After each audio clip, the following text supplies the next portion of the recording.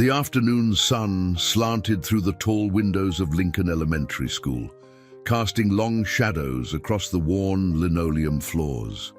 Emma Hart, a third-grade teacher with an unyielding sense of purpose, finished writing "Kindness Week" on the whiteboard in looping letters. Her students, a lively mix of 8 and 9-year-olds, fidgeted with crayons, waiting for their next assignment. Amid the din, Emma's sharp eyes caught sight of Lily Bennett sitting quietly in the corner. The girl hunched over her desk, her thin fingers clutched around a pencil that had been sharpened nearly to its end. Her clothes, though clean, were threadbare, her backpack sagging at the seams. Unlike the other children, Lily rarely spoke, but her solemn brown eyes conveyed a depth Emma found unsettling for a child so young. "Lily," Emma called gently, her voice cutting through the chatter. "Could you come here for a moment?"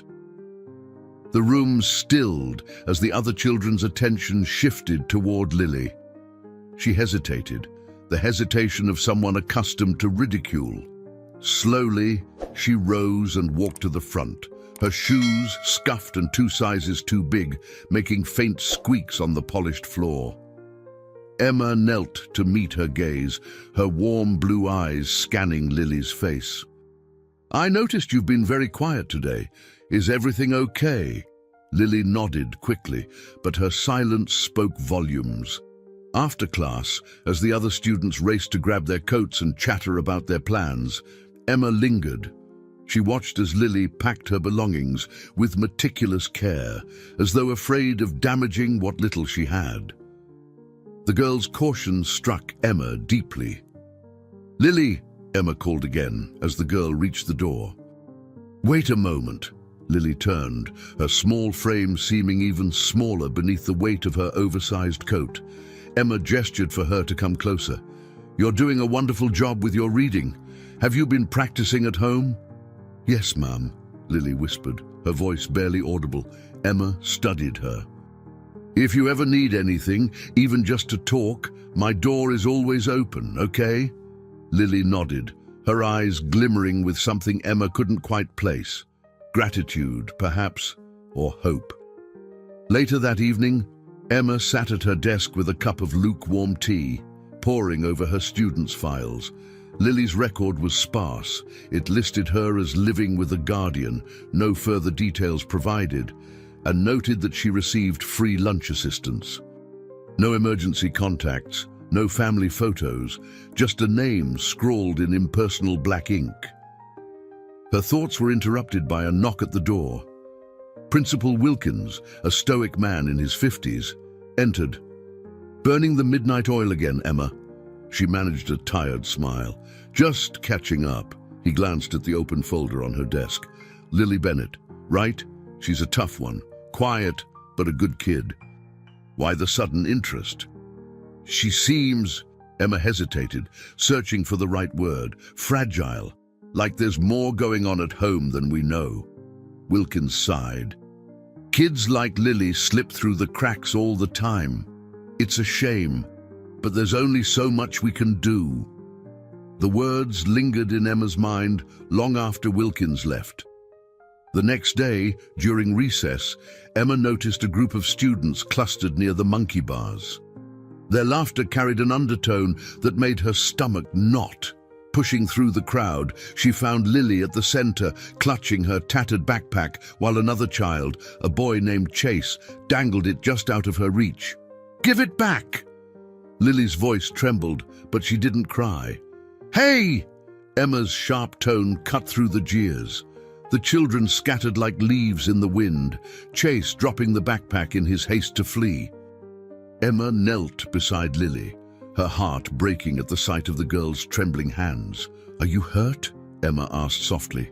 Lily shook her head, though her shoulders shook with silent sobs. Emma stood and addressed the remaining children. "Bullying is unacceptable in this classroom, in this school, and in life. If I see it again, there will be consequences. Understood?" The children nodded solemnly before dispersing.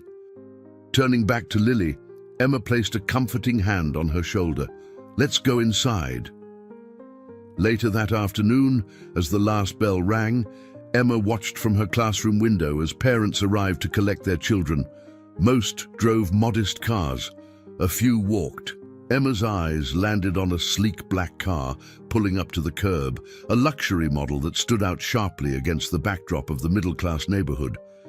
Lily emerged from the school building, clutching her backpack tightly.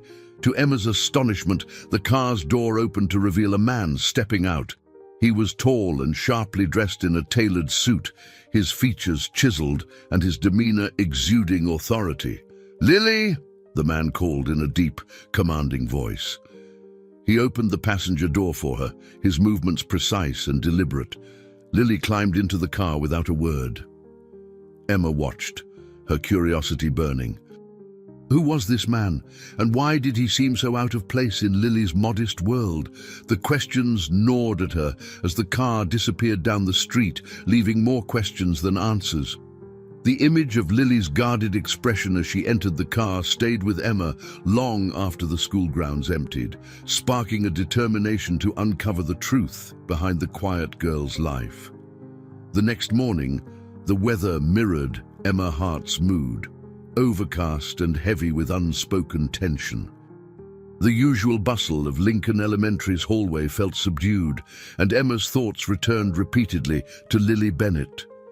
The image of the sharp-dressed man from the previous evening lingered in her mind, accompanied by more questions than answers. Who was he, and what kind of life did Lily go home to? As her students filed into the classroom, Emma noticed Lily slip quietly to her desk, her eyes focused on the floor. The girl's usual reserve seemed heightened, as if she were retreating further into herself. Emma resolved to observe her more closely throughout the day. Searching for any cracks in the stoic facade Lily seemed determined to maintain. The class began with reading hour, and Emma assigned small groups to discuss their books. Lily worked alone as usual, her head bent over a battered copy of Charlotte's Web. Despite the vibrant chatter filling the room, Emma couldn't help but notice how Lily's posture remained tense, her small shoulders drawn inward like a turtle retreating into its shell. Occasionally, she'd glance at the door, as though expecting someone to burst in unannounced. During recess, Emma used the time to dig deeper into Lily's background. The school's administrative records revealed scant details. No information about her parents, no photographs, and no listed relatives beyond a James Westwood, named as her guardian. The name felt vaguely familiar, but Emma couldn't place it. Curiosity gnawed at her. Emma called Principal Wilkins to inquire further, but his response was dismissive. "Some guardians prefer privacy," he said, his tone curt. "We've verified the paperwork. She's under his care, and that's all that matters." "But don't you think it's odd?" Emma pressed. "Lily seems so withdrawn, and she doesn't interact with the other kids. I can't help but wonder if there's more going on." Wilkins sighed audibly through the phone. "Emma, I know you care deeply about your students, but you can't solve everyone's problems. Just focus on the classroom, okay?" Emma set the phone down, frustrated but no closer to understanding Lily's situation. Her instinct told her that something was amiss, and Emma had learned over the years to trust her instincts. Later that day, as the children practiced their spelling words, Emma noticed Lily struggling with her pencil, its eraser worn down to a nub. Emma crossed the room and crouched beside her desk. "Do you need a new pencil?" Emma asked softly. Lily froze for a moment before nodding, her eyes darting nervously toward the other students as though fearing their judgment. Emma retrieved a fresh pencil from her desk and handed it to Lily, offering her an encouraging smile. "Thank you," Lily whispered, barely audible. "You're welcome," Emma replied. "Remember, you can always ask for help when you need it." Emma returned to her own desk, but she couldn't ignore the flicker of relief she'd seen in Lily's expression. It was as though the simple act of kindness had chipped away at the wall the girl had built around herself. As the school day wound down, Emma watched the students gather their belongings. Lily was the last to leave, as usual, her pace deliberate and her gaze lowered. Emma wanted to ask her more about her life at home, but she knew she needed to tread carefully. Pushing too hard might cause Lily to withdraw further. As Lily approached the door, Emma called out, "Lily, wait a second." The girl paused, clutching her tattered backpack. "Do you have a favorite subject?" Emma asked, keeping her tone light. Lily hesitated, then murmured, "Reading." "That's wonderful," Emma said warmly. "You're a great reader. I can tell you've been practicing a lot."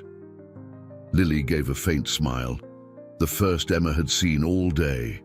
It wasn't much, but it felt like a breakthrough.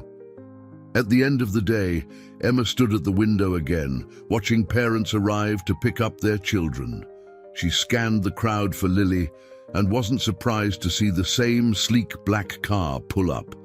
The man from the day before, James Westwood, Emma presumed, stepped out, his imposing figure unmistakable. Dressed impeccably in a charcoal suit, he exuded an air of authority that made him seem out of place among the modest families waiting nearby. Lily climbed into the car without hesitation, and Emma caught a glimpse of her expression, tense and unreadable. James Westwood said something to her as she settled into the passenger seat, but his tone was brisk, not warm. The car pulled away smoothly, leaving Emma with a gnawing sense of unease. Determined to learn more, Emma spent the evening researching James Westwood. A quick internet search revealed his identity, a wealthy businessman known for his philanthropy and private lifestyle. There were numerous articles about his business ventures, but nothing that shed light on his connection to Lily. Emma closed her laptop, her thoughts swirling. James Westwood's affluence seemed to contradict Lily's modest appearance and withdrawn demeanor. What was their relationship, and why did it feel so fraught with tension? As Emma lay in bed that night, she couldn't shake the feeling that Lily's quiet suffering was a puzzle she was meant to solve. Whatever secrets surrounded the girl and her mysterious guardian, Emma resolved to uncover the truth, even if it meant stepping outside her usual boundaries as a teacher. The sun shone brightly on the playground, a deceptive contrast to the tension brewing under the surface. Children's laughter echoed as they swung on monkey bars and darted across the blacktop, but Emma Hart's focus was elsewhere. She watched Lily Bennett from a distance, her small figure perched on the edge of the playground bench, clutching a well-worn book against her chest.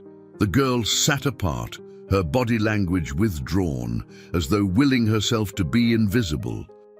Emma sensed that something significant was about to unfold, a feeling that had been building since the previous evening. The mystery of James Westwood's connection to Lily occupied her thoughts, filling the quiet moments with questions she couldn't yet answer. Still, it was Lily's quiet struggle that weighed most heavily on her heart. As Emma turned her attention to the rowdier group of children playing near the swings, a commotion erupted by the fence.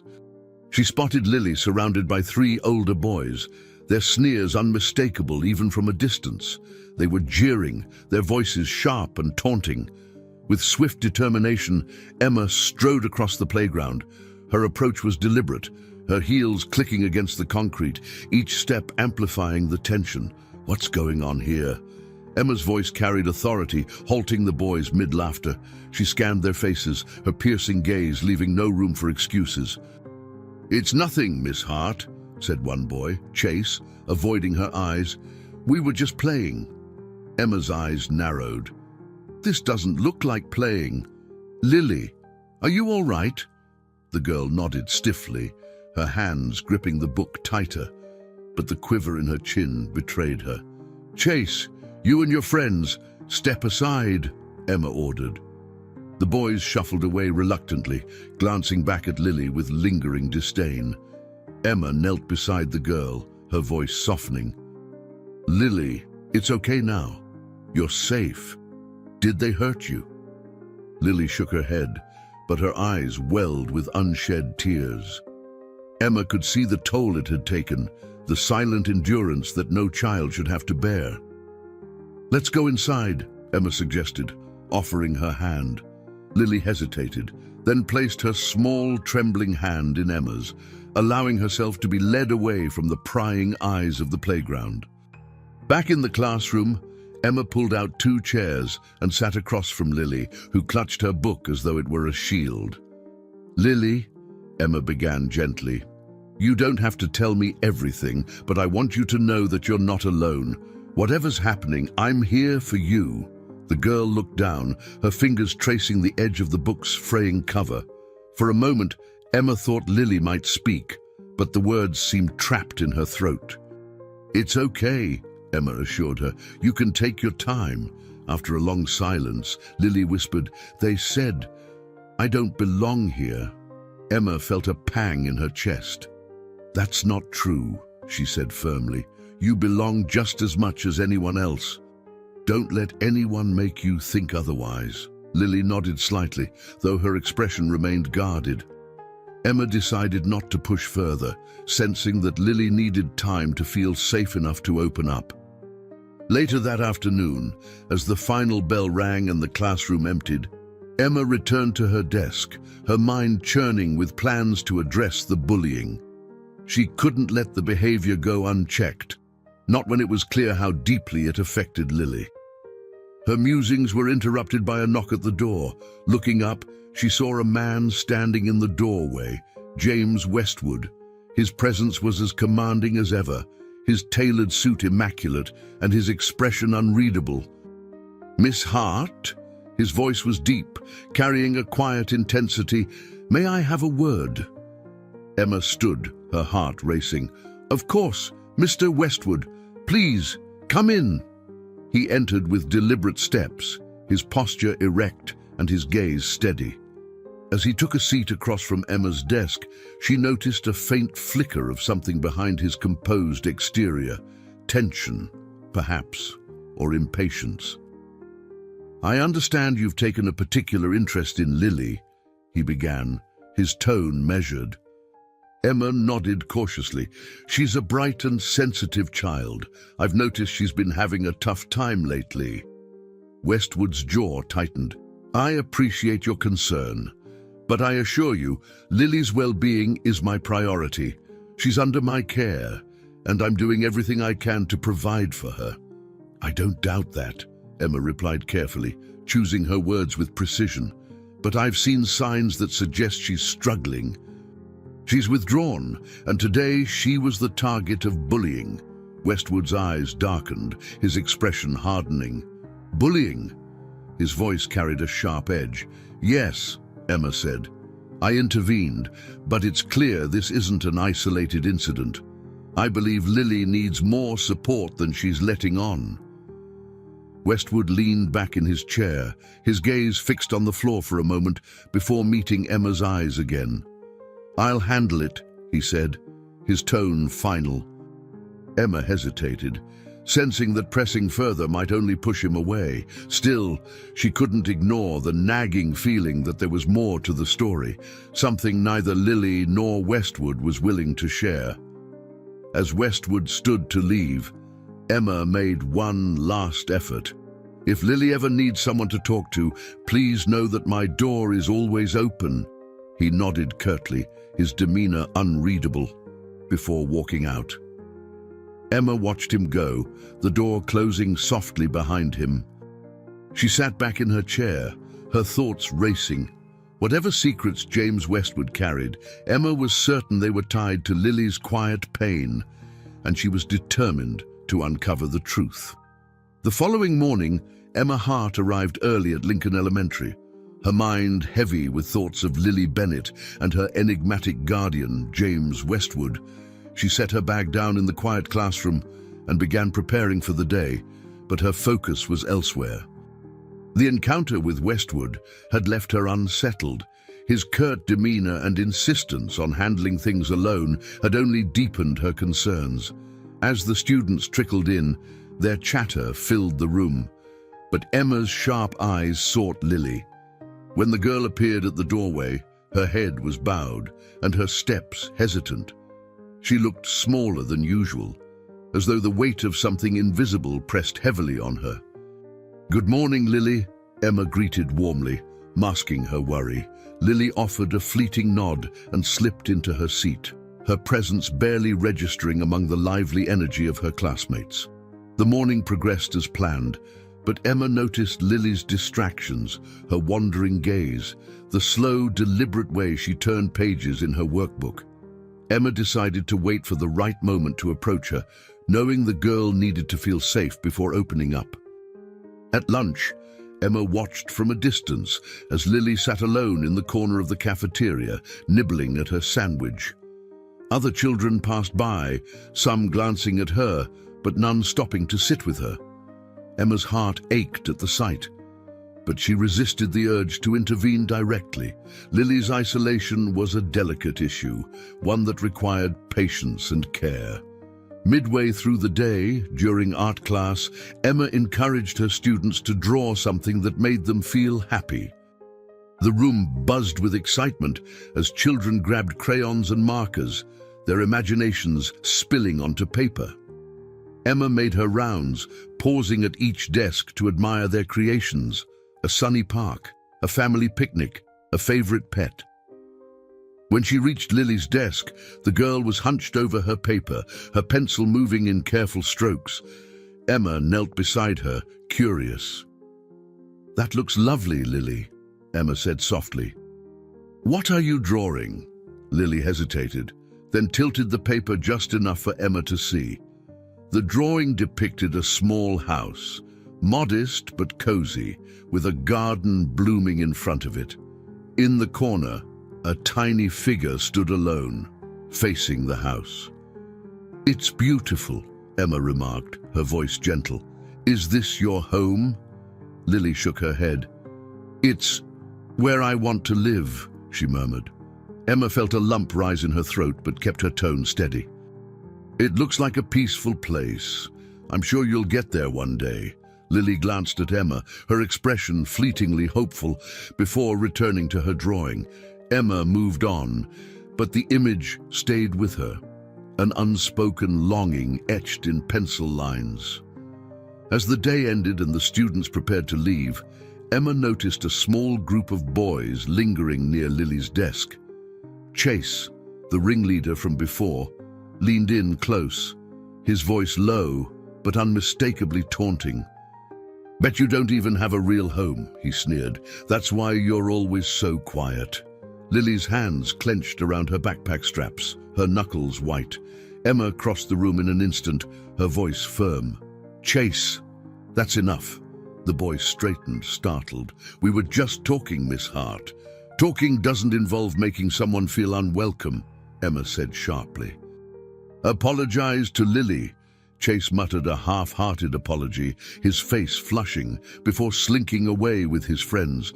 Lily remained frozen, her gaze fixed on the floor. "Are you all right?"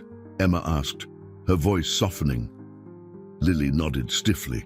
Though her body betrayed the tension she carried, Emma placed a comforting hand on her shoulder. "You're very brave, Lily. Remember that," she said quietly. As the last bell rang, Emma walked Lily to the door, watching as the sleek black car arrived once more.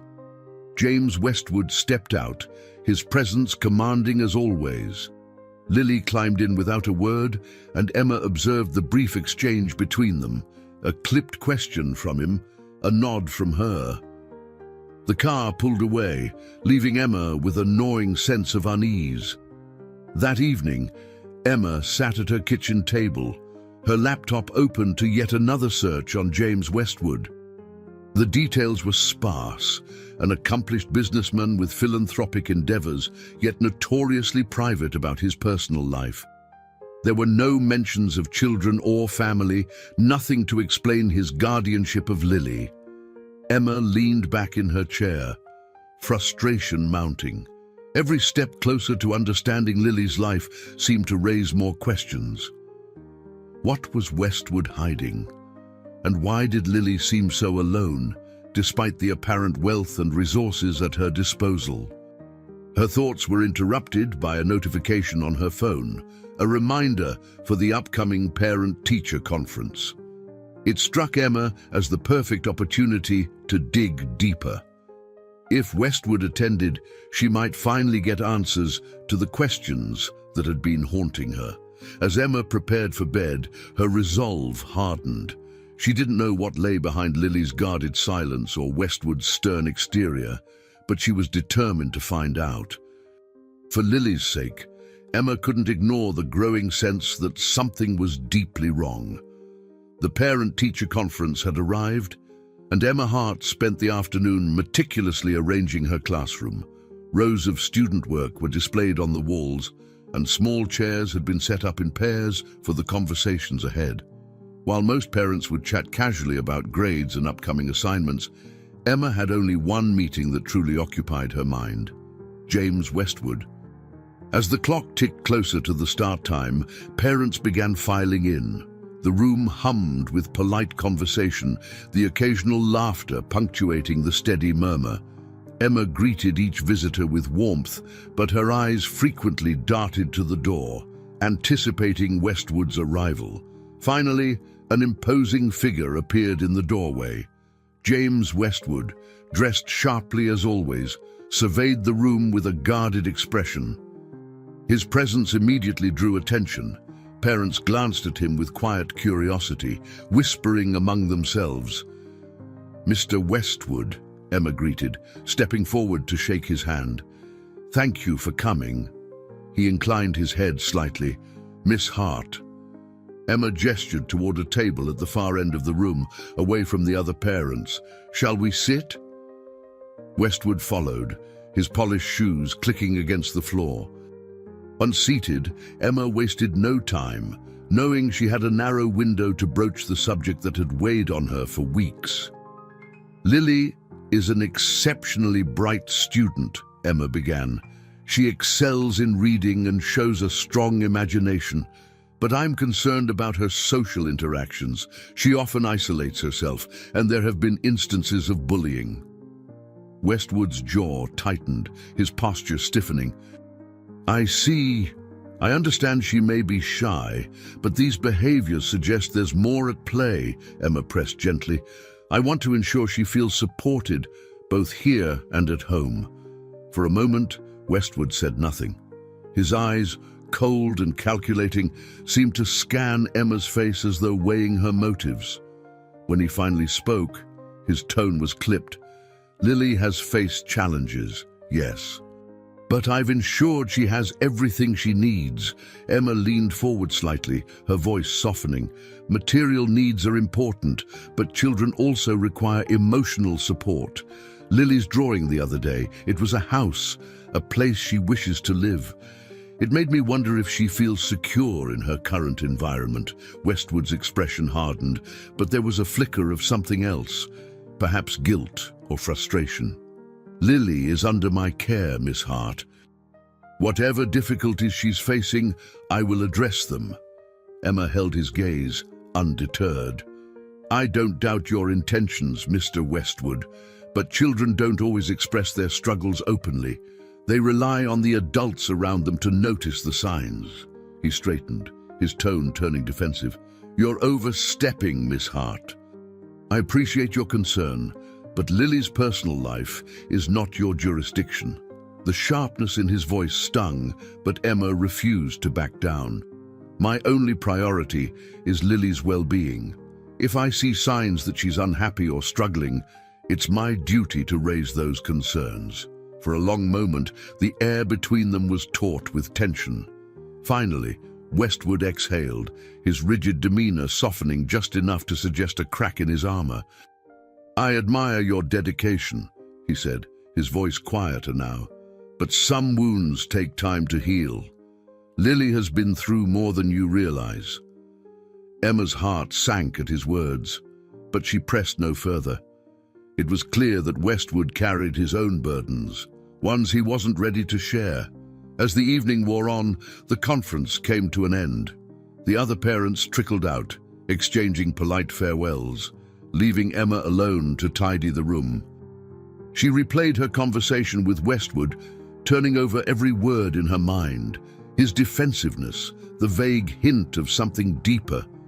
What was he hiding? And how did it connect to Lily's quiet pain?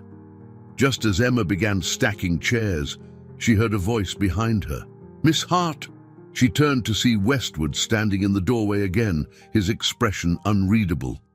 "I wanted to thank you," he said, his tone softer than before. "For looking out for Lily," Emma nodded, surprised by the shift. "She's a remarkable child. I only want what's best for her." Westwood hesitated, as though grappling with something unspoken. Then he said, almost reluctantly, "Lily's mother was my sister." The admission hung in the air, heavy with implication. Emma's breath caught, but she remained silent, allowing him to continue. "She passed away last year," he said, his voice tight. "Lily's been in my care since then. It's been an adjustment." Emma's heart ached at the revelation. The pieces began falling into place. Lily's withdrawn demeanor, her longing for a home, Westwood's guarded behavior. She could see now that both of them were navigating a sea of grief. "I'm sorry for your loss," Emma said softly. "That must be incredibly difficult for both of you." Westwood nodded, but offered no further details. Instead, he straightened, his guarded expression returning. "Good night, Miss Hart." "Good night," Emma replied, watching as he disappeared into the hallway. As she turned off the classroom lights, Emma felt the weight of what she had learned. The road ahead for Lily and her uncle was fraught with challenges, but Emma resolved to remain a steady presence in their lives. For now, the mystery had deepened, but so had her determination to help them find a path forward. The next morning, Emma Hart awoke with a sense of resolve. The pieces of Lily Bennett's life were beginning to come together, but they only raised more questions. James Westwood's revelation about being Lily's uncle had provided context, yet it felt like only the tip of an iceberg. What had happened to Lily's mother, and why did the child seem so weighed down by sadness?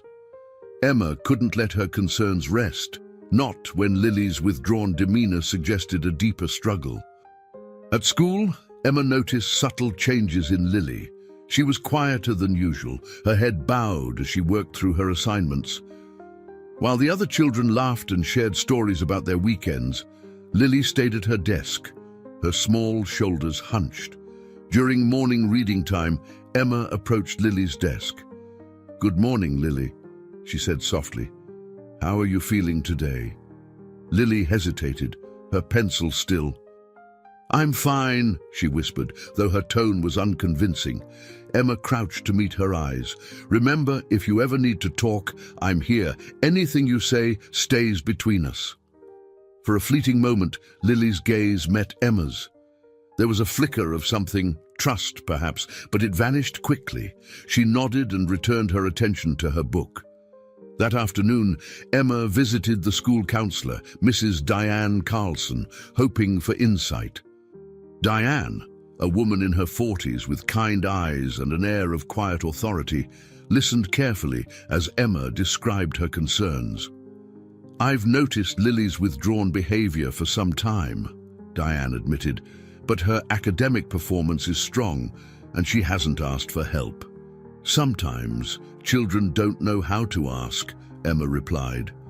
"And after speaking with her uncle, I'm more convinced there's something she's not saying." Diane folded her hands on her desk. "What did he share?" "He told me Lily's mother, his sister, passed away last year. He didn't go into detail, but it's clear they're both struggling with the aftermath." Diane nodded thoughtfully. "Grief can manifest in many ways. For children, it often looks like withdrawal or difficulty forming connections.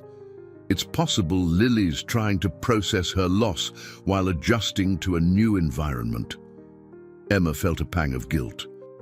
She'd been so focused on uncovering the mystery of Lily's life that she hadn't fully considered the emotional weight of the child's loss. "What can we do to help her?" Emma asked. "We need to create a safe space where she feels comfortable expressing herself," Diane suggested. "You've already built trust with her, which is a great start, but we also need to approach her uncle carefully. If he's struggling, he might not realize how much Lily is too." As the school day ended, Emma lingered in her classroom, waiting for the children to leave. She watched as Lily packed her backpack with meticulous care, her movements slow and deliberate. The girl seemed almost reluctant to leave, as though the school offered her a refuge she didn't have elsewhere. "Lily," Emma called gently. "Could I talk to you for a moment?" Lily approached hesitantly, clutching her bag to her chest. Emma gestured for her to sit. "I wanted to ask you about something. How do you feel about school? Do you enjoy being here?" Lily shrugged, her gaze fixed on her lap. "It's okay." Emma leaned forward, keeping her tone light. "Is there anything that would make it better? Maybe more art time or a different book to read?" Lily shook her head. "No, it's fine." Emma studied her carefully. The girl's guarded responses reminded her of a fragile vase, one crack away from shattering. "I want you to know it's okay to share how you're feeling, even if it's hard." Lily glanced at Emma, her expression conflicted. "Why do you care so much?" The question caught Emma off guard, but she answered honestly, "Because you're important, Lily. And I want to make sure you're happy and safe." Lily's lips parted as though she might say more, but then the familiar black car pulled up outside. Her shoulders stiffened and she grabbed her bag. "I have to go," she said quickly, hurrying toward the door. Emma followed, watching as James Westwood stepped out of the car. His usual polished demeanor was intact, but there was a tension in his posture as he held the car door open for Lily. The child climbed in without a word, her face carefully blank. Westwood's gaze flicked to Emma, and their eyes met. He offered a brief nod before getting into the car and driving away. That evening, Emma sat at her kitchen table, the faint hum of the kettle breaking the silence. Her conversation with Lily replayed in her mind, the girl's question haunting her. "Why do you care so much?" It was a simple inquiry, yet it revealed so much. Lily was unaccustomed to adults investing in her well-being, a truth that broke Emma's heart. Determined to help, Emma began drafting a letter to James Westwood. She kept her tone professional but firm, emphasizing the importance of addressing Lily's emotional needs. While she doubted he'd welcome the intervention, she couldn't let her concerns go unanswered. As she sealed the envelope, Emma resolved to deliver it personally the next day. Whatever barriers James Westwood had built around himself and Lily, Emma was determined to find a way through them. For Lily's sake, she wouldn't stop until she understood what lay behind the child's quiet pain. The following day dawned gray and chilly, with a light drizzle misting the windows of Lincoln Elementary. Emma Hart arrived early, clutching the letter she had written to James Westwood. The words on the page represented her growing resolve to address Lily's well-being directly. Yet, as she sat at her desk and reread the letter, doubts crept in. Would he dismiss her concerns as meddling, or worse, overstep his guarded walls entirely? By mid-morning, Emma decided to put the letter aside for now. Instead, she resolved to focus on Lily. Actions spoke louder than words, and Emma knew that building trust with the girl could uncover the underlying struggles that neither Lily nor her uncle seemed willing to share. During the lunch break, Emma found Lily sitting under a tree near the edge of the playground, her knees drawn to her chest as she stared blankly at the ground. The other children ran and played in the drizzle, their laughter a stark contrast to Lily's solitude. Emma approached, her steps careful, as if approaching a wounded bird. "Mind if I join you?" she asked, her tone light. Lily glanced up briefly and shrugged. Taking that as an invitation, Emma sat on the damp grass beside her. The cool air nipped at her skin, but she ignored it. "It's nice to take a break sometimes," Emma said casually. "This spot is quiet, peaceful." Lily nodded faintly but didn't speak. Emma glanced at her. "Do you like the rain?" "I always thought it made everything feel fresh, like the world was getting a clean start." Lily hesitated before replying. "It's okay, I guess, but it makes everything cold." The comment struck Emma as layered, far beyond the literal chill of the weather. "Cold isn't always bad," she said softly. "Sometimes it makes you appreciate warmth even more." For the first time, Lily looked directly at Emma. There was a flicker of recognition in her eyes, a hint that the girl understood the deeper meaning in her words. "I guess," Lily murmured, her voice barely audible. They sat in companionable silence for a while, the patter of rain on leaves filling the space between them. Emma sensed that this quiet moment was more meaningful than any words they could exchange. Later that afternoon, during a science lesson, Emma noticed Lily glancing repeatedly at the clock. The girl's usual focus seemed scattered, and her hands fidgeted with the edge of her desk. "Lily," Emma said gently as the students began packing up for the day, "can I talk to you before you leave?" Lily hesitated, her small frame tensing slightly, but she nodded and stayed behind as the other children filed out. "Are you okay?" Emma asked, crouching to meet her eye level. "You seemed distracted today." Lily shrugged, her gaze fixed on her hands. "It's nothing." Emma waited, giving her space to continue if she chose. When Lily didn't, Emma spoke softly. "Sometimes when we're worried about something, it helps to talk about it, even if it's just a little." Lily glanced at the door, where the black car was waiting. "Uncle James gets mad when I'm late," she said, her voice tight. Emma's heart clenched. "We won't keep him waiting long," she reassured her. "But is there something he says or does that makes you scared?" Lily shook her head quickly, but her fidgeting betrayed her unease. "No, he just doesn't like it when I waste time." Emma studied her carefully. The words themselves seemed innocuous, but the tension in Lily's demeanor told a different story. Whatever pressures Lily felt, they were deeply internalized, likely the result of unspoken expectations rather than explicit actions. "All right," Emma said, her tone light again, "but if you ever need to share, I'm here." Lily nodded quickly, grabbed her bag, and hurried out the door. After school, Emma finally decided to deliver the letter. She walked toward the sleek black car where Westwood stood waiting, his sharp gaze scanning the schoolyard like a sentinel. "Mr. Westwood," Emma called as she approached, clutching the envelope tightly. He turned, his expression immediately guarded. "Miss Hart," he greeted, his tone neutral. "I wanted to give you this," Emma said, holding out the letter. "It's about Lily." Westwood took the envelope but didn't open it. His brow furrowed slightly, his posture stiffening. "I assume this contains more of your observations." Emma met his gaze squarely. "It contains my concerns, yes, and suggestions for how we might work together to support Lily." His lips pressed into a thin line. "I appreciate your intentions, but as I've said before, Lily is my responsibility. And as her teacher, she's also mine," Emma replied, her voice firm but not confrontational. "This isn't about blame, Mr. Westwood. It's about making sure Lily feels secure and supported." Westwood studied her for a long moment before nodding curtly. "I'll read it."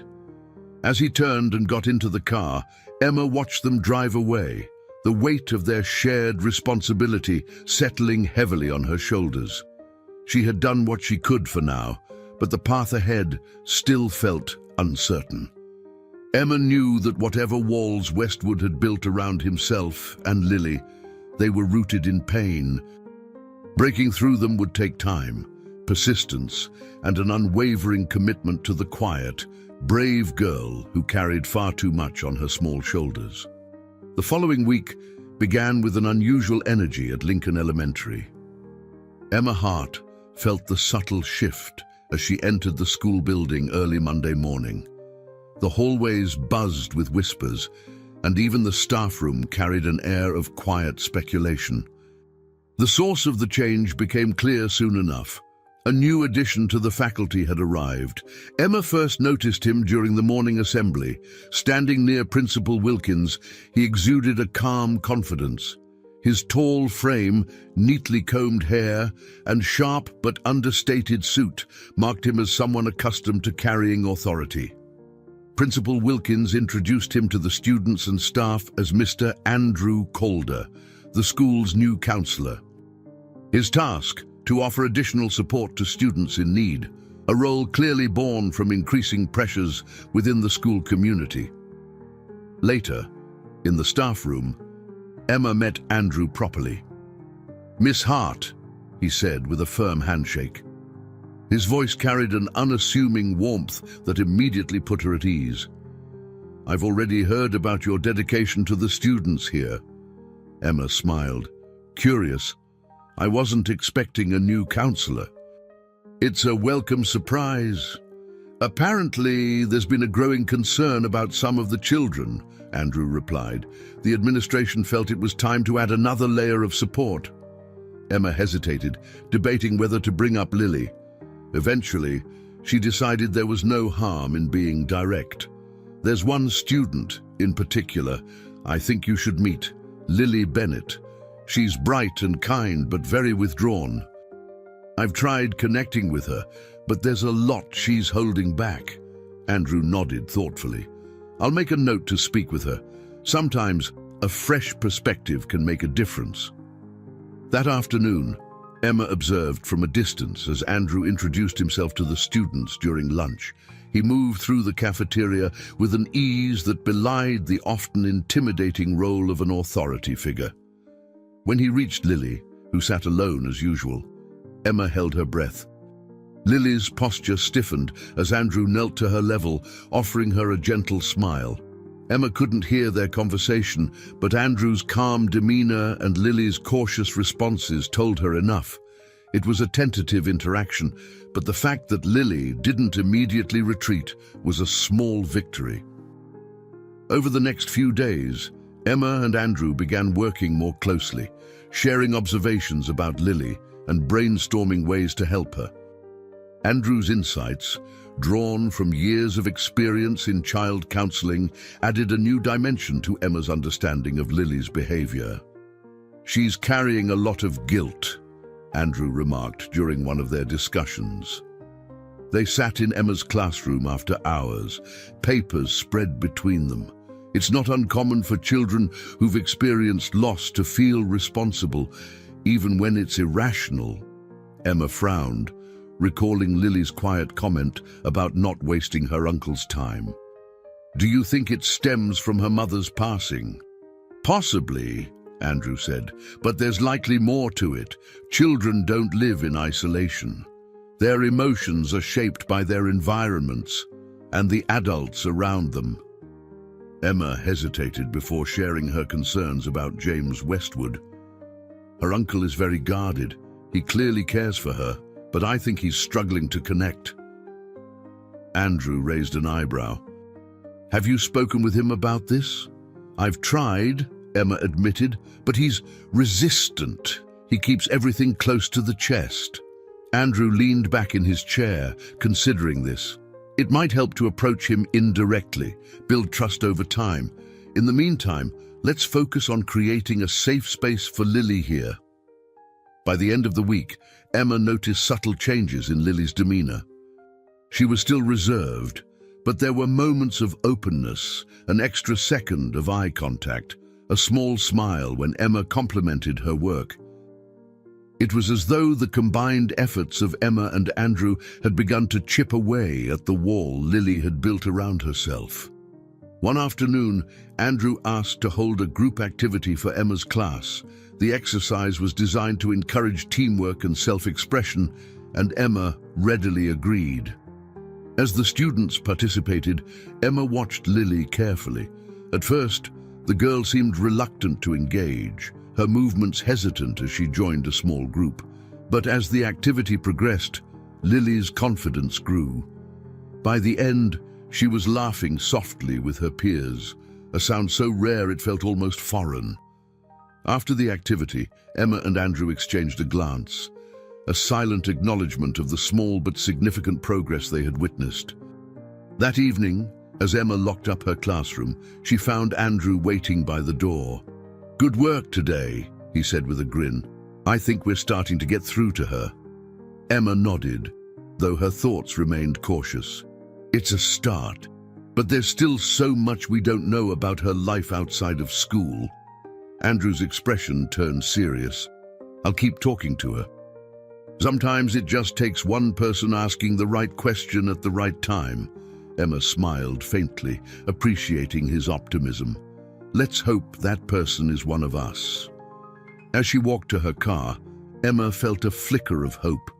Lily's journey was far from over, but with Andrew's support, Emma believed they could help her find the light she so desperately needed.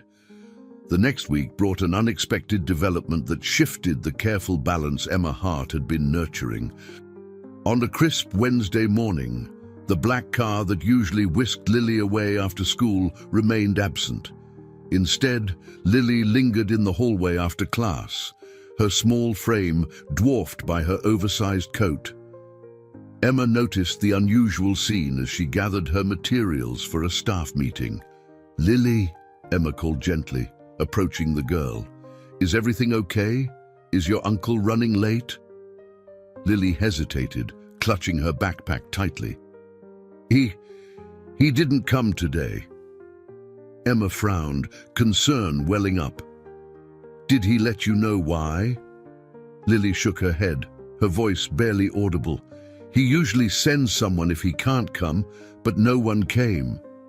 Emma knelt to meet her eye level. "Do you have a phone number for him, or anyone else who can pick you up?" Lily fished a crumpled slip of paper from her pocket and handed it over. Emma took it, dialing the number immediately. It rang several times before a gruff voice answered. "Westwood," the voice said, brusque and tired. "Mr. Westwood, this is Emma Hart, Lily's teacher," she began, trying to keep her tone neutral. "She's still at school, and I wanted to check if someone is coming to pick her up."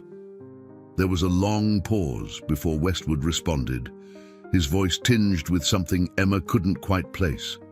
Guilt, perhaps. "I'll be there in 20 minutes, he said shortly, then hung up. Emma looked at Lily, whose expression remained unreadable. "He's on his way," she reassured her. "Why don't you come sit in the classroom while we wait?" Lily nodded mutely, following Emma back to the empty room. As they sat together, Emma tried to draw Lily out. "It's been a busy week, hasn't it? You've been doing great with your reading." Lily offered a small smile but didn't respond. "Do you like the new counselor, Mr. Calder?" Emma pressed gently. "He seems nice, doesn't he?" Lily's fingers toyed with the strap of her backpack. "He talks a lot," she said softly, the faintest hint of a smile tugging at her lips. Emma chuckled. "He does like to ask questions, but that's how he gets to know people." Lily glanced at her. "Do you think he can really help?" The question caught Emma off guard, but she answered honestly. "I think he wants to, and I know he's good at listening." Lily's gaze dropped again, and she seemed lost in thought. Emma didn't push further, letting the silence settle between them. 20 minutes stretched into 30 before Westwood arrived. When he stepped into the classroom, his usual polished appearance was slightly disheveled, his tie loosened and his face lined with fatigue. His eyes scanned the room until they landed on Lily. "Sorry I'm late," he said, his voice gruff but not unkind. Lily stood quickly, her posture tense. "It's okay." Emma approached Westwood, lowering her voice. "Mr. Westwood, is everything all right? It's not like you to be late." Westwood hesitated, then sighed heavily. "Something came up at work. I didn't mean to worry her." Emma studied him, noting the exhaustion etched into his features.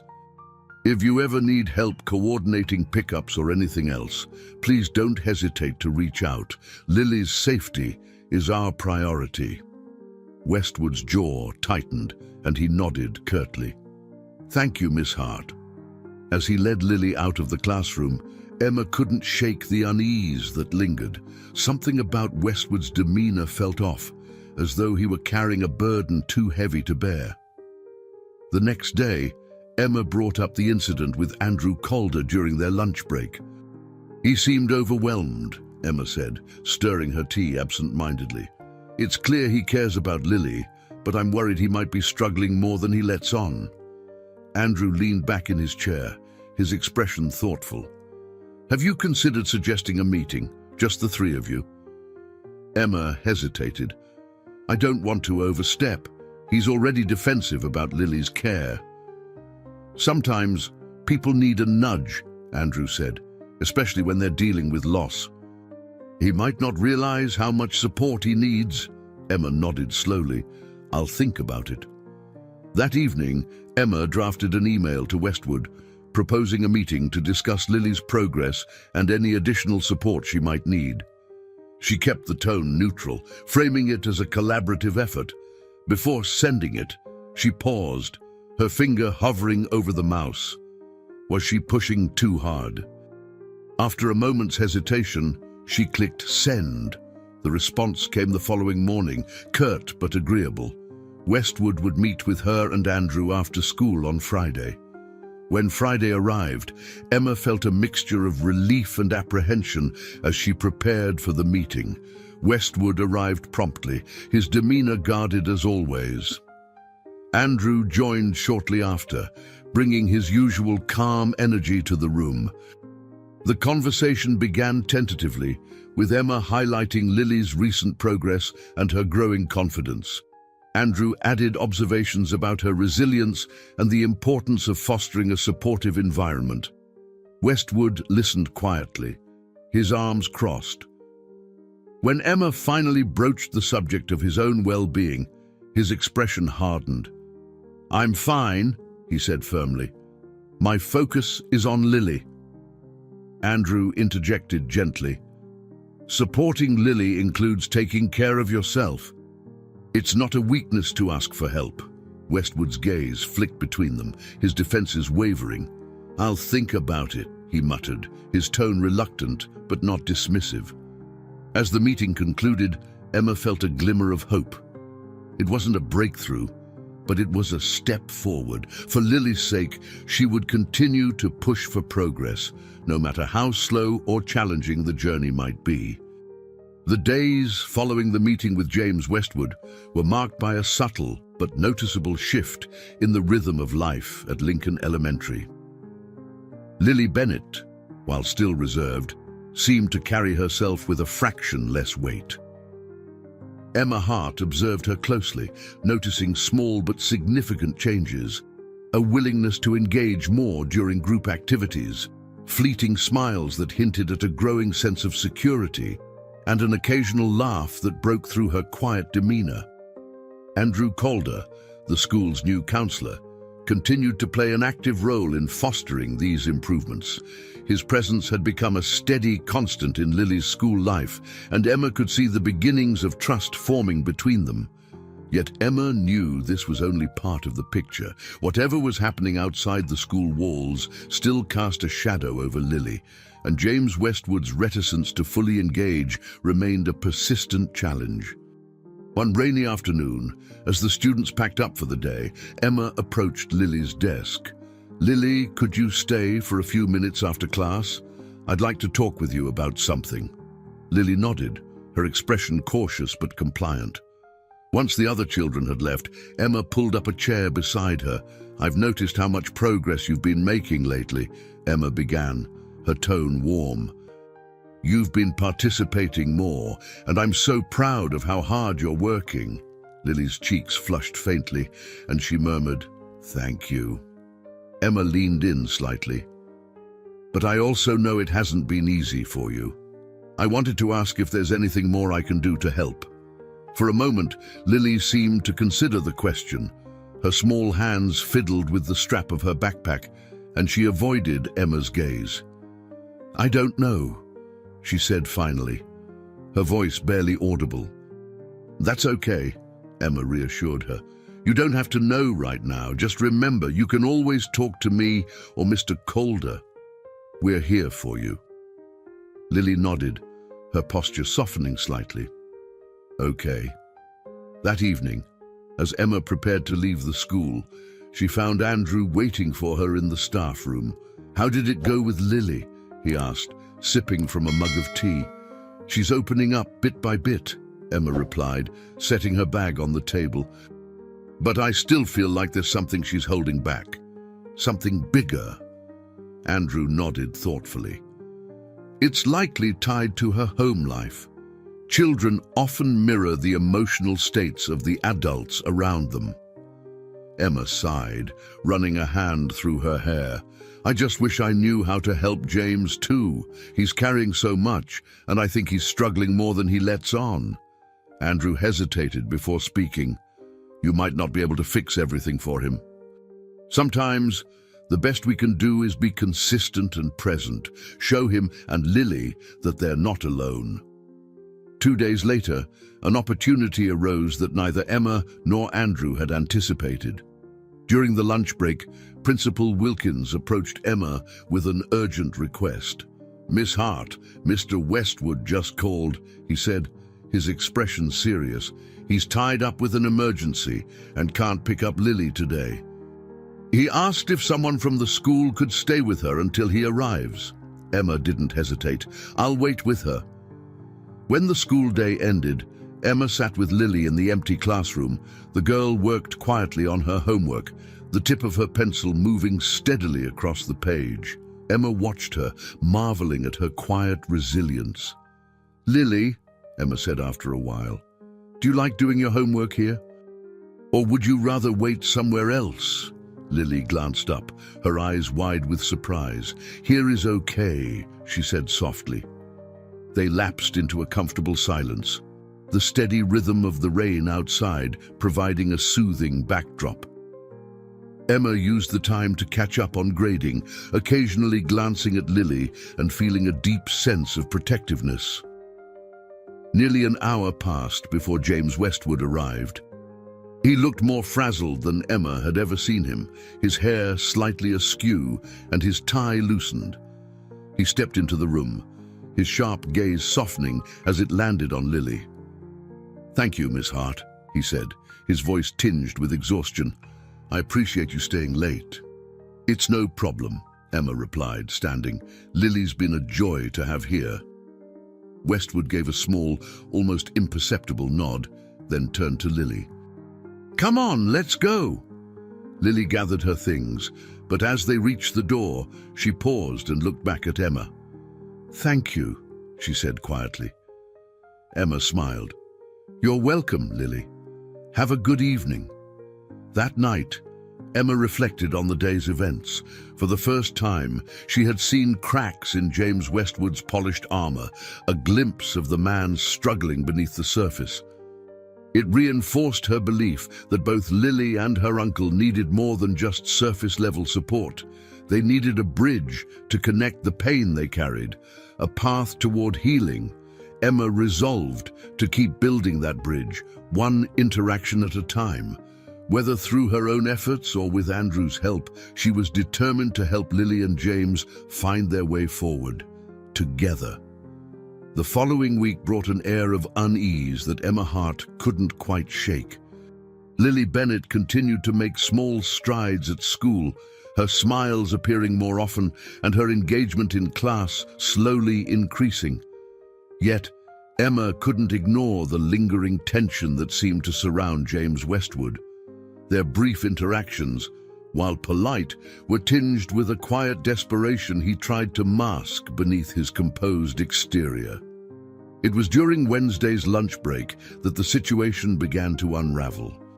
Emma was sitting in the staff room, reviewing lesson plans, when Principal Wilkins entered with an urgent expression. "Miss Hart," he said, his tone serious, "could I have a word?" Emma set down her pen, concern flickering across her face. "Of course. What's going on?" Wilkins gestured for her to follow him to his office. Once inside, he closed the door and leaned against his desk. "I received a call this morning from Mr. Westwood's office," he began. "Apparently, there's been some sort of family emergency. He didn't provide details, but mentioned that he may need to temporarily pull Lily out of school." Emma's stomach dropped. Did he say why, or how long she might be gone? Wilkins shook his head. He was vague, but it sounded serious. "I thought you should know, given how closely you've been working with her." Emma nodded, her mind racing. "Thank you for letting me know. I'll keep an eye on her in the meantime." That afternoon, as the students filed out of the classroom, Emma called Lily over. "Lily," she said softly, crouching to meet the girl's eye level. "Can we talk for a moment?" Lily nodded, clutching her backpack tightly. Emma led her to a quieter corner of the room. "I heard from your uncle today," she began gently. "He mentioned there might be some changes coming. Is everything okay at home?" Lily's eyes widened, and she shook her head quickly. "I don't know," she whispered. "He doesn't tell me anything." Emma placed a reassuring hand on her shoulder. "It's okay, Lily. Whatever happens, we'll make sure you're taken care of." Lily hesitated, then asked in a trembling voice, "Am I going somewhere?" Emma's heart ached at the fear in her tone. "I don't know all the details yet, but if there's a change, I'll make sure you're safe and supported. You're not alone in this." Lily nodded, though her expression remained troubled. The next day, Emma found herself distracted during her lessons. Thoughts of Lily and her uncertain situation loomed large in her mind. She decided to reach out to Andrew Calder during their shared planning period. "I think something's happening with Lily's family," Emma explained, pacing the small counseling office. "Westwood mentioned a family emergency, and now he's talking about pulling her out of school." Andrew leaned back in his chair, his brow furrowed. "Did he give any specifics?" "No," Emma said, shaking her head. "That's the problem. Everything with him is so guarded. I feel like we're constantly trying to piece together a puzzle without all the pieces." Andrew sighed. "It's possible he's trying to shield Lily from whatever's happening, but that might be doing more harm than good. She's already carrying so much uncertainty." Emma nodded, her frustration mounting. "I just wish he'd let us help, for Lily's sake." Andrew stood, his expression thoughtful. "Let's try something. I'll request a meeting with him, not about Lily specifically, but as part of a broader check-in for families. Maybe if we approach it from a different angle, he'll open up." Emma agreed, though she felt a lingering doubt. James Westwood wasn't the kind of man who easily let down his walls. The meeting took place 2 days later, late in the afternoon after the school had emptied. Emma and Andrew waited in the small conference room, the ticking clock on the wall marking the slow passage of time.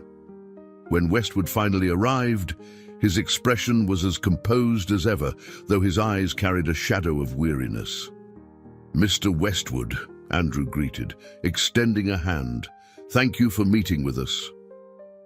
Westwood shook his hand briefly, then took a seat across from them. "Let's get to it," he said curtly. Andrew began by discussing general updates about the school's counseling program, framing the conversation as a routine check-in. Emma watched Westwood closely, noting the way his shoulders remained tense, his gaze fixed firmly on the table. Finally, Andrew broached the subject of Lily. "We've been so impressed with Lily's progress recently," he said warmly. "She's really starting to come out of her shell. But we wanted to make sure we're aligned in supporting her, especially with the changes you mentioned earlier this week." Westwood's jaw tightened. "The situation is complicated," he said after a pause. "There are some personal matters I need to address. It's nothing that concerns the school." "Anything affecting Lily concerns us," Emma interjected gently. We just want to ensure she feels secure during this time. Westwood's gaze flicked to her, a mixture of frustration and something softer, perhaps guilt. I appreciate your concern, he said slowly, but this is a family matter. I'll handle it. Andrew leaned forward slightly. We understand, Mr. Westwood, but Lily trusts her teachers and the environment here. That stability is important for her. For a moment, Westwood said nothing. Then, with a heavy sigh, he nodded. I'll keep you updated. As he left the room, Emma and Andrew exchanged a glance. It wasn't the breakthrough they had hoped for, but it was something, a crack in the armor that surrounded James Westwood and his guarded world. That evening, Emma sat at her desk, reflecting on the day's events. Despite the small progress they had made, a sense of foreboding lingered. She couldn't shake the feeling that the storm surrounding Lily and her uncle was far from over, and that its impact would test them all in ways they couldn't yet foresee. The weekend brought a chill to the air, signaling the slow shift toward winter. Emma Hart spent much of Saturday morning reflecting on her last conversation with James Westwood and the guarded tension he exuded. It was clear he was carrying more than he let on, and she worried that the weight of it might have begun to affect Lily in ways neither of them fully understood. Her thoughts were interrupted by a knock at her door. She wasn't expecting visitors. So when she opened it and saw Andrew Calder standing there, she was momentarily taken aback. "Andrew," she said, surprised. "What brings you here?" He held up a small folder. "I've been thinking about Lily's situation." "Mind if I come in?" Emma stepped aside, gesturing toward the living room. "Of course. Please have a seat." Andrew sat on the couch, setting the folder on the coffee table. "I've been reviewing some of my notes from my sessions with Lily. She's opened up a little, but there's a recurring theme in what she's shared. She feels like she's not enough." Emma's chest tightened at the words. "Not enough for her uncle, you mean?" Andrew nodded. "She doesn't phrase it that way exactly, but it's implied. She's carrying this invisible pressure to be perfect, to not cause trouble or draw attention to herself. It's heartbreaking because she's such a bright, kind child."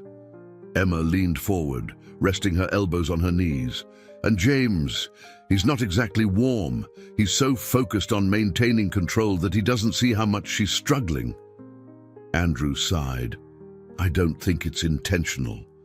From what little I've observed, he seems like someone who's doing his best, but doesn't know how to connect emotionally.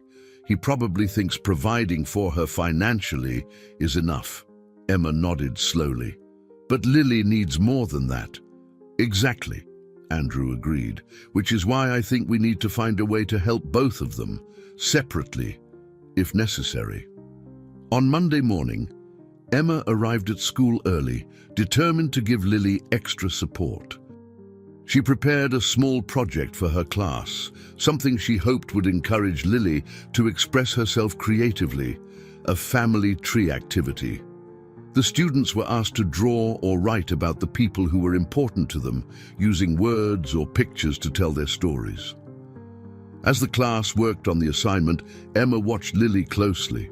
The girl began hesitantly, drawing the outline of a tree with delicate, deliberate strokes. But as the minutes passed, her hand stilled, and she stared at the blank branches. Emma approached quietly. "Lily, how's it going?" Lily looked up, her eyes uncertain. "I don't know what to put," she admitted, her voice small. Emma knelt beside her. "That's okay. You can include anyone who's important to you. It doesn't have to be just family." Lily nodded but didn't pick up her pencil. After a moment, she whispered, "What if I don't have enough people?" Emma's heart ached at the question. "It's not about how many people, Lily. It's about who matters to you. Even one person can fill the whole tree if they're special enough." Lily seemed to consider this, then began drawing again. By the end of the activity, her tree had just 2 names on its branches: Mom and Uncle James. But beneath the tree, in small, neat letters, she had written Miss Hart and Mr. Calder. When Emma saw it, she felt an unexpected lump rise in her throat. She smiled at Lily. "This is beautiful. Thank you for sharing it with me." Later that afternoon, as the students filed out of the classroom, Emma called Andrew to share what had happened. "She added your name and mine to her family tree," Emma said, her voice tinged with emotion. "It's such a small thing, but it feels huge." Andrew was quiet for a moment before replying, "It means she sees you as a safe place. That's no small thing at all." Emma sighed. "But it also means she doesn't feel like she has enough at home. That's what worries me." Andrew hesitated. "I've been thinking about that. I've been in touch with a family therapist I trust. Maybe we could gently suggest the idea to James.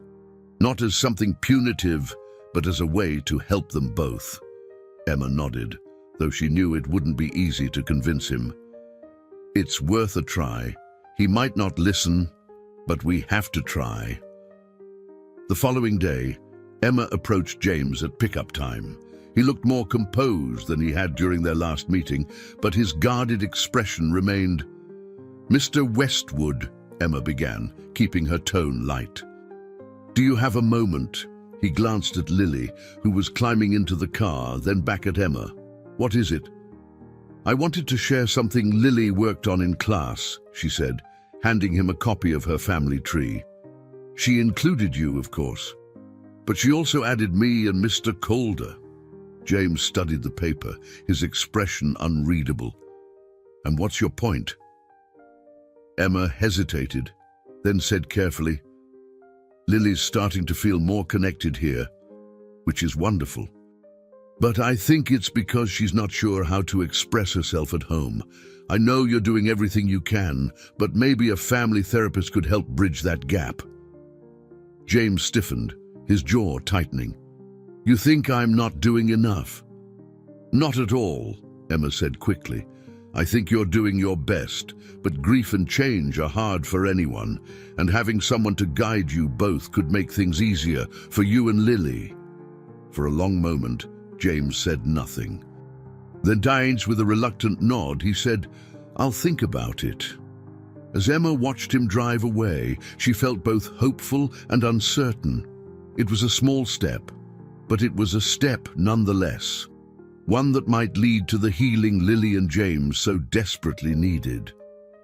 The chill in the air deepened as November crept toward its close. At Lincoln Elementary, the days grew shorter, but Emma Hart's concern for Lily Bennett seemed to stretch endlessly. The small victories, the growing trust, the tentative smiles now felt fragile, as though they could unravel with a single misstep. It was late in the afternoon when Emma received an unexpected visitor. James Westwood appeared at the door of her classroom, his expression taut. He wasn't dressed in his usual tailored suit. Instead, he wore a dark sweater and jeans, his appearance less polished, but somehow more human. "Miss Hart," he said, his voice measured. "Do you have a moment?" Emma nodded, gesturing toward the small table at the back of the room. "Of course, please, come in." As he sat, Emma noticed the faint shadows under his eyes and the way his hands fidgeted with his watch. She took a seat across from him, waiting for him to speak. "I've been thinking about what you said," he began, his gaze fixed on the table. "About therapy, about Lily." Emma remained silent, sensing he needed space to find his words. "I've been trying to do this on my own," he continued, his voice tinged with frustration. "Since my sister passed, I've done everything I could to keep things stable, but it's not enough, is it?" Emma softened her tone. "You've done a remarkable job providing for Lily, but stability isn't just about the material things. It's also about feeling seen and supported. And that's something we all need help with sometimes." James leaned back, exhaling heavily. "I don't know how to fix it. I barely know how to talk to her. Emma's heart ached at the vulnerability in his voice. You don't have to have all the answers. That's what therapy is for, to help both of you find the tools to navigate this together. James nodded slowly, as though processing the weight of her words. I've contacted someone, he said finally. A therapist. We're meeting next week. Relief washed over Emma. That's a wonderful step, Mr. Westwood. It's not easy to take that first one, but it's the most important. For a brief moment, his eyes met hers, and she saw a flicker of gratitude. Thank you, Miss Hart, for caring about Lily, Emma smiled. She's a special girl. It's impossible not to care. The next day, Emma noticed a subtle shift in Lily's demeanor. During reading time, the girl seemed more focused, her small hands turning the pages of her book with intent. At recess, she lingered near a group of classmates instead of sitting alone, watching their game with quiet interest. By the time the day ended, Emma felt hopeful. Perhaps James's decision to seek therapy would mark a turning point for both of them. But as the week progressed, that hope was tested. One afternoon, as Emma tidied up her classroom, she overheard raised voices in the hallway. Stepping out, she saw Lily standing near the front office, her face pale and her shoulders hunched. James stood beside her, his voice low but tense as he spoke to the school secretary. Emma approached cautiously. Is everything all right? James turned, his expression tight with frustration. It's fine, just a miscommunication. Lily's eyes darted to Emma, her fear unmistakable. Sensing the tension, Emma knelt to Lily's level. Hey, Lily. Why don't you come back to the classroom with me for a minute? Lily glanced at her uncle, who gave a reluctant nod. She followed Emma back to the classroom, her steps slow and hesitant. Once inside, Emma offered her a seat. Do you want to talk about what happened? Lily shook her head, her hands gripping the edge of the desk. Uncle James is upset, she whispered. Emma crouched beside her, keeping her voice gentle. Sometimes grown-ups get upset about things that have nothing to do with us. It doesn't mean they don't care about us. Lily hesitated, then nodded faintly. Would it help if I talked to him for you? Emma offered. Lily glanced at her, a flicker of relief in her expression. Maybe. Emma found James waiting in the hallway, his posture rigid. She approached him cautiously. Mr. Westwood, is everything okay? He exhaled sharply. It's nothing to worry about. Lily forgot something she needed, and I overreacted. Emma studied him for a moment, her tone softening. She's scared, James. Whatever's going on, she needs to feel safe. James rubbed a hand over his face, the frustration in his movements evident. I don't know how to do this, Miss Hart. I don't know how to be what she needs. You're already taking steps to figure that out, Emma reminded him. It's okay to make mistakes. What matters is that you keep trying and that Lily knows you're trying. James nodded, though his expression remained troubled. I'll talk to her. As he left, Emma returned to the classroom, where Lily was still sitting quietly. She crouched beside her again. Your uncle's working hard to do the right thing for you, Lily. He cares about you a lot. Lily looked at her, uncertainty in her eyes. I just wish things were easier. Emma smiled gently. So do I. But sometimes the hardest things make us stronger. That evening, as Emma reflected on the day, she felt the weight of the challenges ahead. James and Lily were navigating a difficult path, but they weren't doing it alone anymore. And that, she reminded herself, was a start. The first frost of December coated the grounds of Lincoln Elementary with a thin layer of shimmering ice.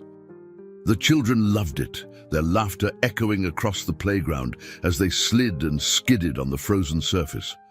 But for Emma Hart, the biting cold only heightened the tension that had been building over the past weeks. Inside her classroom, Emma found Lily Bennett seated at her desk, her head bent low over a worksheet. The girl had been quiet all morning, more so than usual, and Emma couldn't ignore the heaviness in her small shoulders. Something was troubling Lily, something beyond the usual struggles Emma had come to expect. It wasn't until recess that Emma had a chance to approach her. Most of the students were outside, bundled in coats and scarves, but Lily lingered in the classroom, her gaze fixed on the frost-covered windows. "Lily," Emma said gently, pulling up a chair beside her. "You seem a little quiet today. Is everything okay?" Lily hesitated, her fingers twisting the hem of her sweater. "I don't know," she whispered finally. "Uncle James has been different." Emma's brow furrowed. "Different how?" Lily shrugged, her voice barely audible. "He's nice sometimes, but then he gets mad about little things. Like he's mad at himself, not me." Emma nodded, her heart heavy. James's internal struggles were clearly spilling over into his interactions with Lily. "It sounds like he's trying, but maybe he's not sure how to handle everything." Lily glanced at her, her eyes wide and uncertain. "What if he doesn't want me anymore?" The words hit Emma like a punch to the chest. She reached out, placing a reassuring hand on Lily's shoulder. "Lily, your uncle loves you. He's just figuring out how to show it. And even when things feel hard, there are people who care about you and want to help." Lily nodded faintly, but the worry in her expression remained. That afternoon, as the students filed out of the classroom, Emma found herself pacing. She needed to talk to James, to make him understand how his behavior was affecting Lily, but the right words eluded her, and she feared pushing him too far. Her thoughts were interrupted by a knock at the door. To her surprise, James stood there, his expression weary. "Miss Hart," he said, his voice quieter than usual. "Do you have a minute?" Emma nodded, gesturing for him to enter. "Of course." James stepped inside, his hands shoved deep into his coat pockets. He glanced around the classroom before speaking. "Lily told me about the family tree project." Emma smiled softly. She worked hard on it. "I think it was a way for her to express how she feels about the people in her life." James nodded, his jaw tightening. "It made me realize how much I've failed her." "You haven't failed her," Emma said gently. "You're here and you're trying. That's what matters." James exhaled heavily, running a hand through his hair. "I don't know how to do this, Miss Hart. I've spent my entire life focused on my career, on being successful. And now I have this incredible little girl who needs me, and I'm failing her at every turn." Emma shook her head. "You're not failing, James. But Lily needs more than your presence. She needs to feel safe and understood. And sometimes that means letting go of the need to have all the answers." James stared at her, his eyes heavy with doubt. "I'm trying, but I don't know if it's enough." "It is," Emma said firmly, "because you care. And that's where it starts." The conversation seemed to have a small effect. Over the next few days, Emma noticed subtle changes in James. He arrived at pickup with a little more patience, and Lily seemed less tense in his presence. But the progress was fragile, and Emma couldn't shake the feeling that something was still holding James back. It was Andrew Calder who confirmed her suspicions. Late one evening, as they worked together on a school project, Andrew shared a revelation. "James reached out to the therapist," Andrew said, setting down his pen. "But he cancelled the first session." Emma frowned. "Why?" "He didn't say," Andrew replied, "but I get the sense he's afraid of what he might uncover, or of being seen as weak." Emma sighed, her frustration mounting. "How do we help someone who doesn't want to be helped?" Andrew leaned back in his chair, his expression thoughtful. "We keep showing up. We keep reminding him and Lily that they're not alone." The next day, Emma arranged a meeting with James, Andrew, and Principal Wilkins. She knew it was a risk, but she also knew they needed to address the underlying issues before they became insurmountable. The meeting began with James's usual guarded demeanor, but as Emma and Andrew shared their observations and concerns, his defenses began to crack. By the end, he admitted to feeling overwhelmed and unsure of how to move forward. "I just want to do right by her," James said, his voice breaking, "but I don't know how." Principal Wilkins leaned forward, his tone firm but kind. "You don't have to do it alone, Mr. Westwood. Let us help you." For the first time, James didn't argue. He simply nodded, a flicker of vulnerability crossing his face. That evening, as Emma prepared to leave the school, she noticed Lily waiting by the playground. She approached the girl, kneeling beside her. "Are you okay, Lily?" Lily looked up, her expression soft. Uncle James smiled today, a real smile. Emma felt a warmth spread through her chest. "That's wonderful, Lily. I think he's starting to realize how much you mean to him." Lily nodded, a small smile tugging at her lips. "I think so too." As they stood together under the fading light, Emma felt a renewed sense of hope. The road ahead would be long, but for the first time, it felt like they were moving towards something brighter. The first snow of the season fell silently over the town, blanketing the streets and rooftops in a pristine white. At Lincoln Elementary, the students buzzed with excitement, their laughter carrying through the halls as they anticipated snowball fights and sledding adventures. But Emma Hart's mind was elsewhere, focused intently on a plan that had been forming over the past few days. James Westwood's reluctance to fully engage with therapy weighed heavily on her. She knew that without a concrete step forward, the progress they had made with Lily could stall, or worse, unravel entirely. It wasn't just about convincing James, it was about creating a path where both he and Lily could begin to heal together. That afternoon, as the final bell rang, Emma caught Andrew Calder in the hallway. "Andrew," she said, her tone brisk but determined, "I have an idea, but I need your help." Andrew raised an eyebrow, intrigued. "I'm listening." Emma explained her plan, a parent-child event at the school, designed to encourage connection through shared activities. It would be simple, craft projects, storytelling, maybe even a small performance by the students, but most importantly, it would provide an opportunity for James and Lily to interact in a safe, supportive environment. Andrew nodded thoughtfully. That could work. It gives James a chance to engage without the pressure of one-on-one interactions, and it might show him that small moments can make a big difference. Exactly, Emma agreed. But we need to frame it carefully. If it feels like we're targeting him, he might back out. Andrew smiled faintly.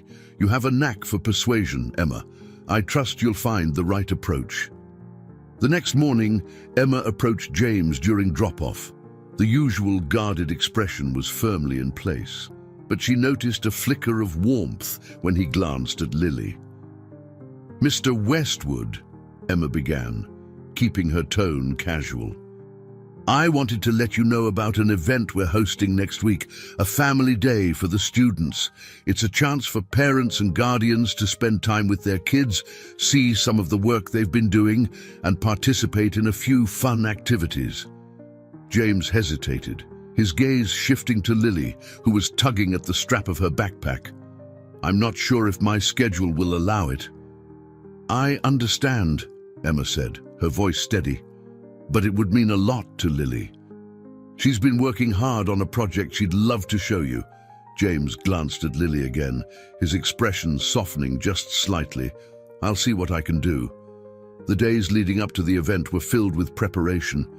Emma worked tirelessly with her students, helping them create colorful decorations and rehearse their presentations. Lily, though quieter than the others, threw herself into the project with surprising enthusiasm. She spent hours crafting a diorama of her family tree, carefully placing each branch and leaf with precision. "Miss Hart," she asked one afternoon, her voice hesitant, "do you think Uncle James will come?" Emma crouched beside her, offering a reassuring smile. I think he'll try his best, Lily, and no matter what, your work is something to be proud of. Lily nodded, her small hands steadying the tiny figurines she had placed in the diorama. On the day of the event, the school buzzed with energy. Parents and guardians filled the halls, their voices mingling with the excited chatter of children. Emma stood at the door of her classroom, greeting each family as they arrived. When James Westwood appeared in the doorway, Emma felt a wave of relief. He was dressed more casually than usual, his demeanor less rigid. But it was the way he glanced at Lily that caught Emma's attention, a mix of uncertainty and determination. Uncle James!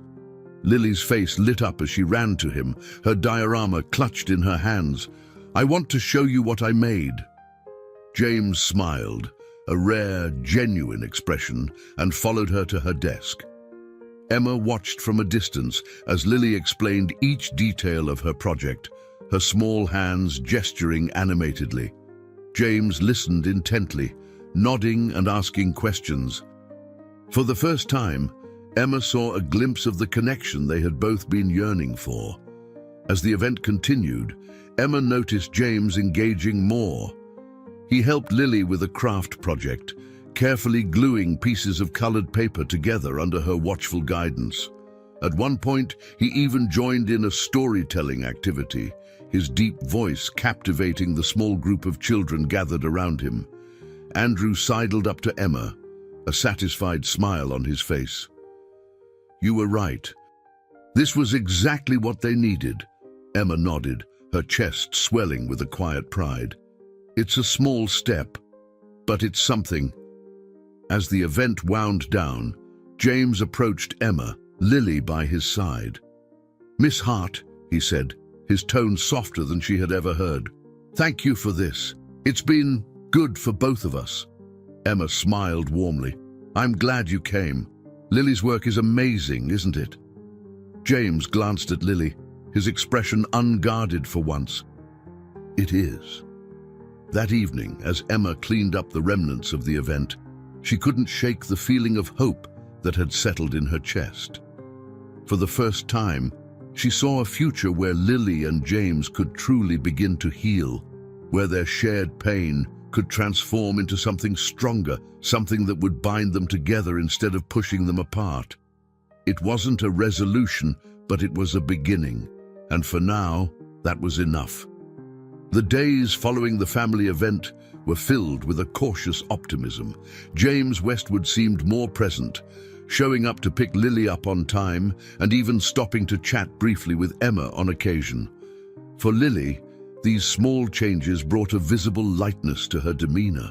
She laughed more in class, raised her hand to answer questions, and even joined a group project with her peers, an achievement Emma couldn't help but celebrate quietly.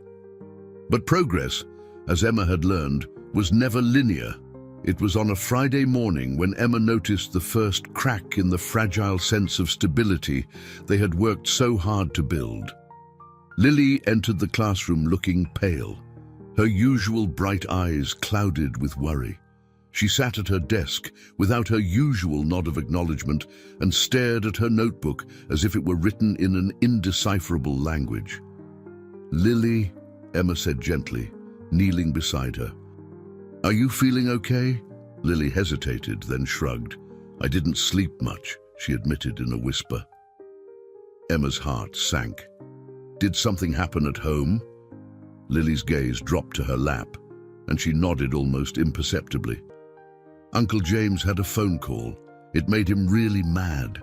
Emma didn't press further, knowing Lily would share only what she felt comfortable with. But the shadow of unease stayed with her throughout the day. Later that afternoon, as the students left for the weekend, Emma lingered at her desk, debating whether to reach out to James. Before she could make a decision, her phone buzzed with a message from Andrew Calder. Can you meet me in my office? Something's come up. Emma grabbed her coat and headed to the counseling office. When she arrived, Andrew's expression was grave. I just got off the phone with the family therapist James contacted. Andrew began. He cancelled their second session. Emma sighed, the weight of disappointment settling heavily on her shoulders. Did they say why? Andrew shook his head. The therapist said he sounded overwhelmed, like he wasn't sure he could handle opening up. Emma rubbed her temples, frustration mounting. He's so close, Andrew. He wants to do the right thing, but he keeps pulling back. Andrew leaned forward, his tone calm but firm. We need to act carefully here. If we push too hard, he might shut down completely, but if we do nothing, Lily will bear the brunt of it. Emma nodded, though her mind raced with uncertainty. What do we do? Let's start with Lily, Andrew suggested. If she's feeling the strain, we need to make sure she knows she's supported. The following Monday, Emma set aside time during recess to check in with Lily. They sat together in the quiet classroom, the faint hum of activity from the playground drifting in through the windows. Lily, Emma began softly, I wanted to talk to you about how things are going at home. If something's been bothering you, I want you to know it's okay to tell me. Lily hesitated, her small hands twisting in her lap. Uncle James is trying, she said finally. But sometimes he gets really quiet, and other times he gets mad. I think he's upset about Mom. Emma felt a pang of sadness. That makes sense, Lily. Losing someone we love is really hard, and everyone handles it differently, but you're not responsible for how he feels. Do you understand that? Lily nodded, though her expression remained uncertain. Have you been talking to Mr. Calder about how you're feeling? Emma asked. A little, Lily admitted. He's nice. Emma smiled. He is, and he cares about you, just like I do. So if you ever feel scared or unsure, promise me you'll talk to one of us, okay? Lily nodded again, this time with a bit more conviction. Okay. That evening, Emma decided to try one last approach with James. She called him, her fingers tapping nervously on her desk as the phone rang. Miss Hart, James answered, his tone guarded. Mr. Westwood, Emma began, choosing her words carefully. I wanted to check in about Lily. She's been doing so well at school, but I'm worried she's picking up on some of the stress at home. There was a long pause before James spoke. I'm doing the best I can. I know you are, Emma said gently, but I think she'd benefit from seeing you take care of yourself too. That's why the therapy is so important for both of you. James exhaled sharply. It's not that simple, Miss Hart. I know it's not, Emma replied. But sometimes the hardest things are the ones that matter the most. Lily looks up to you. She needs to see that it's okay to ask for help. Another pause followed, longer this time. Finally, James said, I'll think about it. The next morning, Emma arrived at school to find a note on her desk. It was written in James's precise handwriting, its brevity both frustrating and hopeful. Thank you for everything. I'll try. It wasn't a promise, but it was a start. And for Emma, that was enough to keep fighting for Lily and James's chance at healing.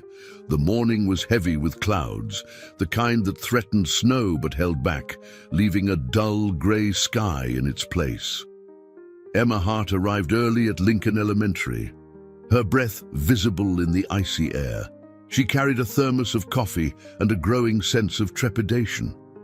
The note James Westwood had left on her desk the previous day replayed in her mind. Thank you for everything. I'll try. It had been both an acknowledgement and a plea, a fragile thread of hope she was determined to hold on to. The school day began as usual, but by mid-morning, Emma noticed Lily was unusually subdued. The girl sat quietly at her desk, her pencil moving absently across her notebook. During group activities, she hovered at the edges, hesitant to engage. When recess arrived, Emma gently intercepted Lily before she could head outside. Lily, would you stay for a moment? I'd like to talk. Lily nodded, her small shoulders tense. Emma led her to a corner of the classroom where they could speak privately. How are you feeling today? Emma asked, her tone soft. Lily hesitated, then shrugged. I'm okay. Emma studied her for a moment. You seem a little quiet. Is something on your mind? Lily fidgeted with the hem of her sweater, her gaze fixed on the floor. Uncle James was really upset last night, she murmured. He yelled. A lot. Emma's chest tightened. Did he yell at you? Lily shook her head quickly. No, not at me, but it was scary. He said he's tired of everything being so hard. Emma took a deep breath, steadying herself. Lily, it's okay to feel scared, but you need to remember that none of this is your fault. Your uncle is going through a tough time, but that doesn't mean he doesn't care about you. Lily nodded, though her expression remained troubled. I just wish I could make him happy. Emma felt a pang of sadness. You're not responsible for his happiness, Lily. The best thing you can do is just be yourself. That's what he needs most. That afternoon, Emma sought out Andrew Calder during their shared planning period. She recounted her conversation with Lily, her concern evident. Andrew, I'm worried this is taking a toll on her, Emma said. She's internalizing everything, trying to shoulder more than any child should. Andrew nodded thoughtfully. And James, he's clearly struggling to manage his own emotions. It's a recipe for tension. We need to intervene, Emma said firmly. But how? He's so resistant to help even when he knows he needs it. Andrew leaned forward, his voice calm but resolute. We focus on what we can control. For Lily, that means continuing to give her a safe space here.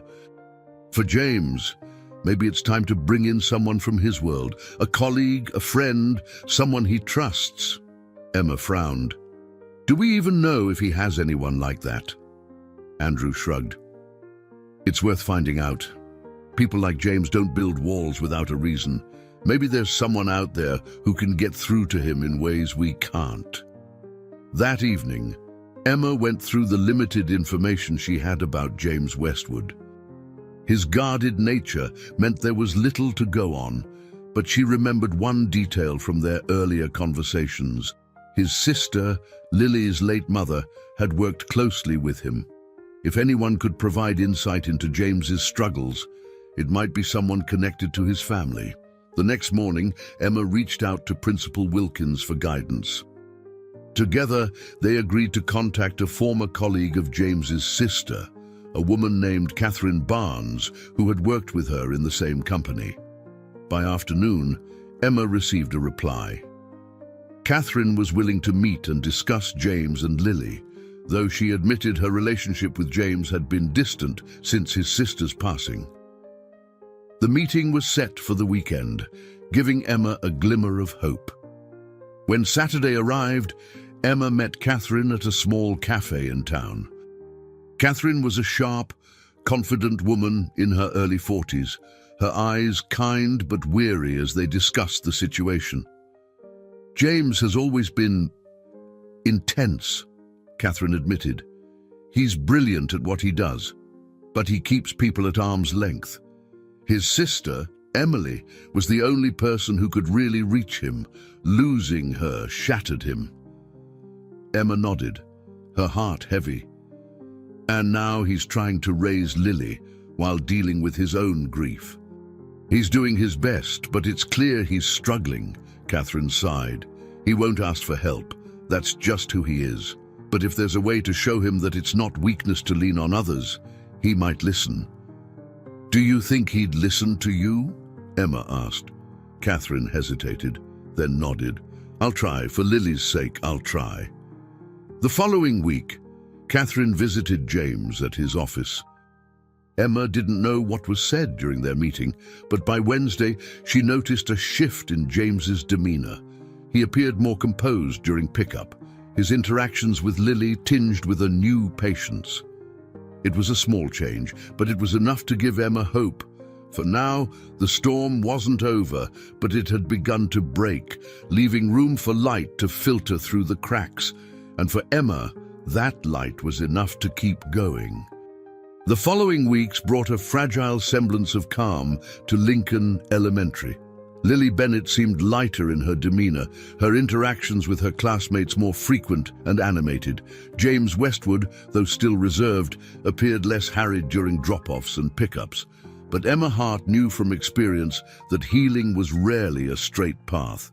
It was during a Tuesday afternoon recess when the first signs of turbulence re-emerged. Emma had been reviewing her lesson plans when Lily rushed into the classroom, her cheeks flushed and her eyes glistening with tears. "Miss Hart," she cried, clutching a crumpled piece of paper in her hand. "You have to help me." Emma knelt beside her, placing gentle hands on the girl's trembling shoulders. "Lily, what happened?" Lily thrust the paper into Emma's hands, her voice breaking. "Uncle James. He left this on the kitchen table this morning." Emma smoothed the paper, her heart sinking as she read the hastily scrawled note. "Lily, I'll be late tonight. Don't wait up. Dinner's in the fridge." The words were mundane, but the sheer panic in Lily's eyes told Emma there was more to the story. "Why does this upset you, Lily?" she asked softly. Lily's voice dropped to a whisper. "He always eats with me now. He promised he wouldn't leave me alone anymore." Emma pulled Lily into a reassuring hug. "It's okay to feel upset, Lily, but this note doesn't mean he doesn't care about you. Sometimes adults get busy, and it doesn't change how much they love us." Lily nodded against Emma's shoulder, but her sobs didn't subside. Emma knew the note was a symptom of something larger, something that James was likely struggling to communicate. That evening, Emma sat in her small living room, staring at her phone. She debated whether to call James, knowing the risk of alienating him further. But the image of Lily's tear-streaked face propelled her forward. When James answered, his voice was clipped. "Miss Hart, is something wrong?" "It's about Lily," Emma began cautiously. "She was very upset today. She found your note and thought it meant you were pulling away."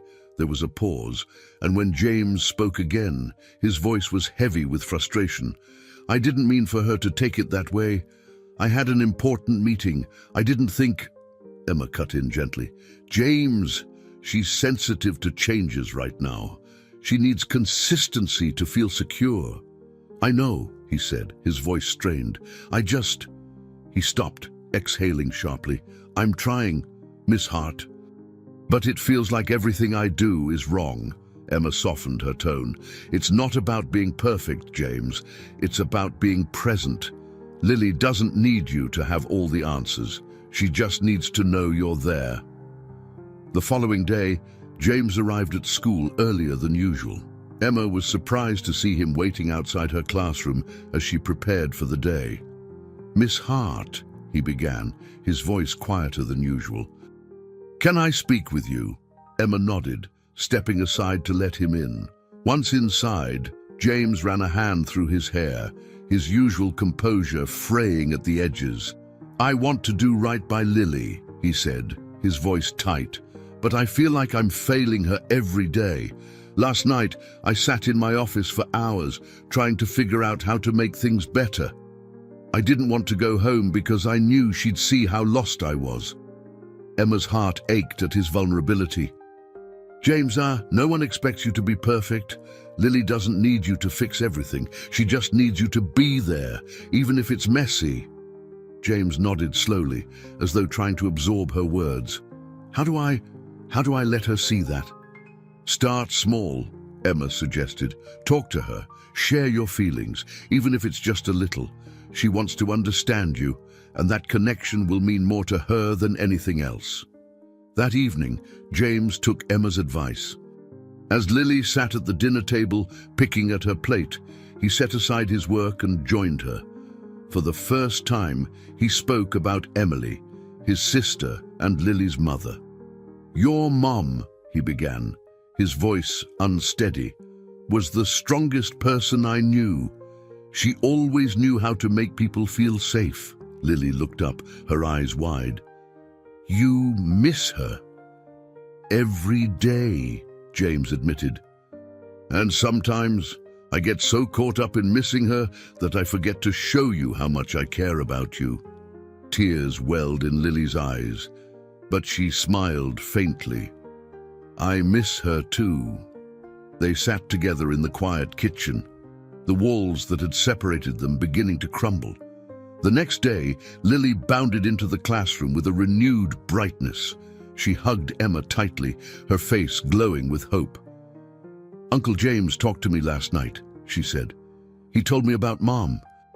It felt good."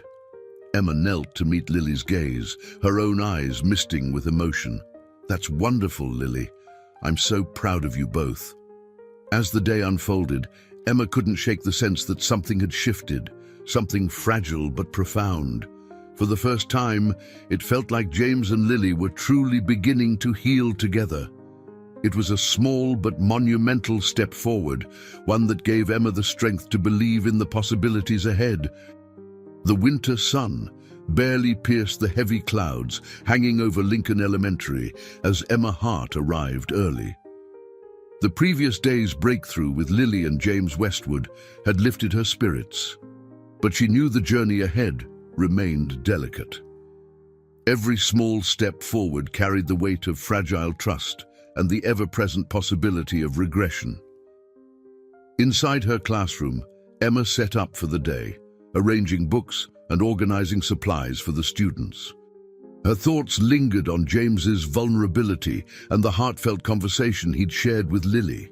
It had been a moment of progress, but also a reminder of how much both of them were still navigating their grief and uncertainty.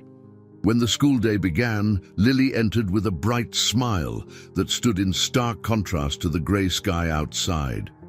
She walked with purpose to her desk, her usual hesitancy replaced by an energy Emma hadn't seen in weeks. "Good morning, Lily," Emma greeted warmly. "You look happy today." Lily nodded, her eyes sparkling. "Uncle James made breakfast for me this morning.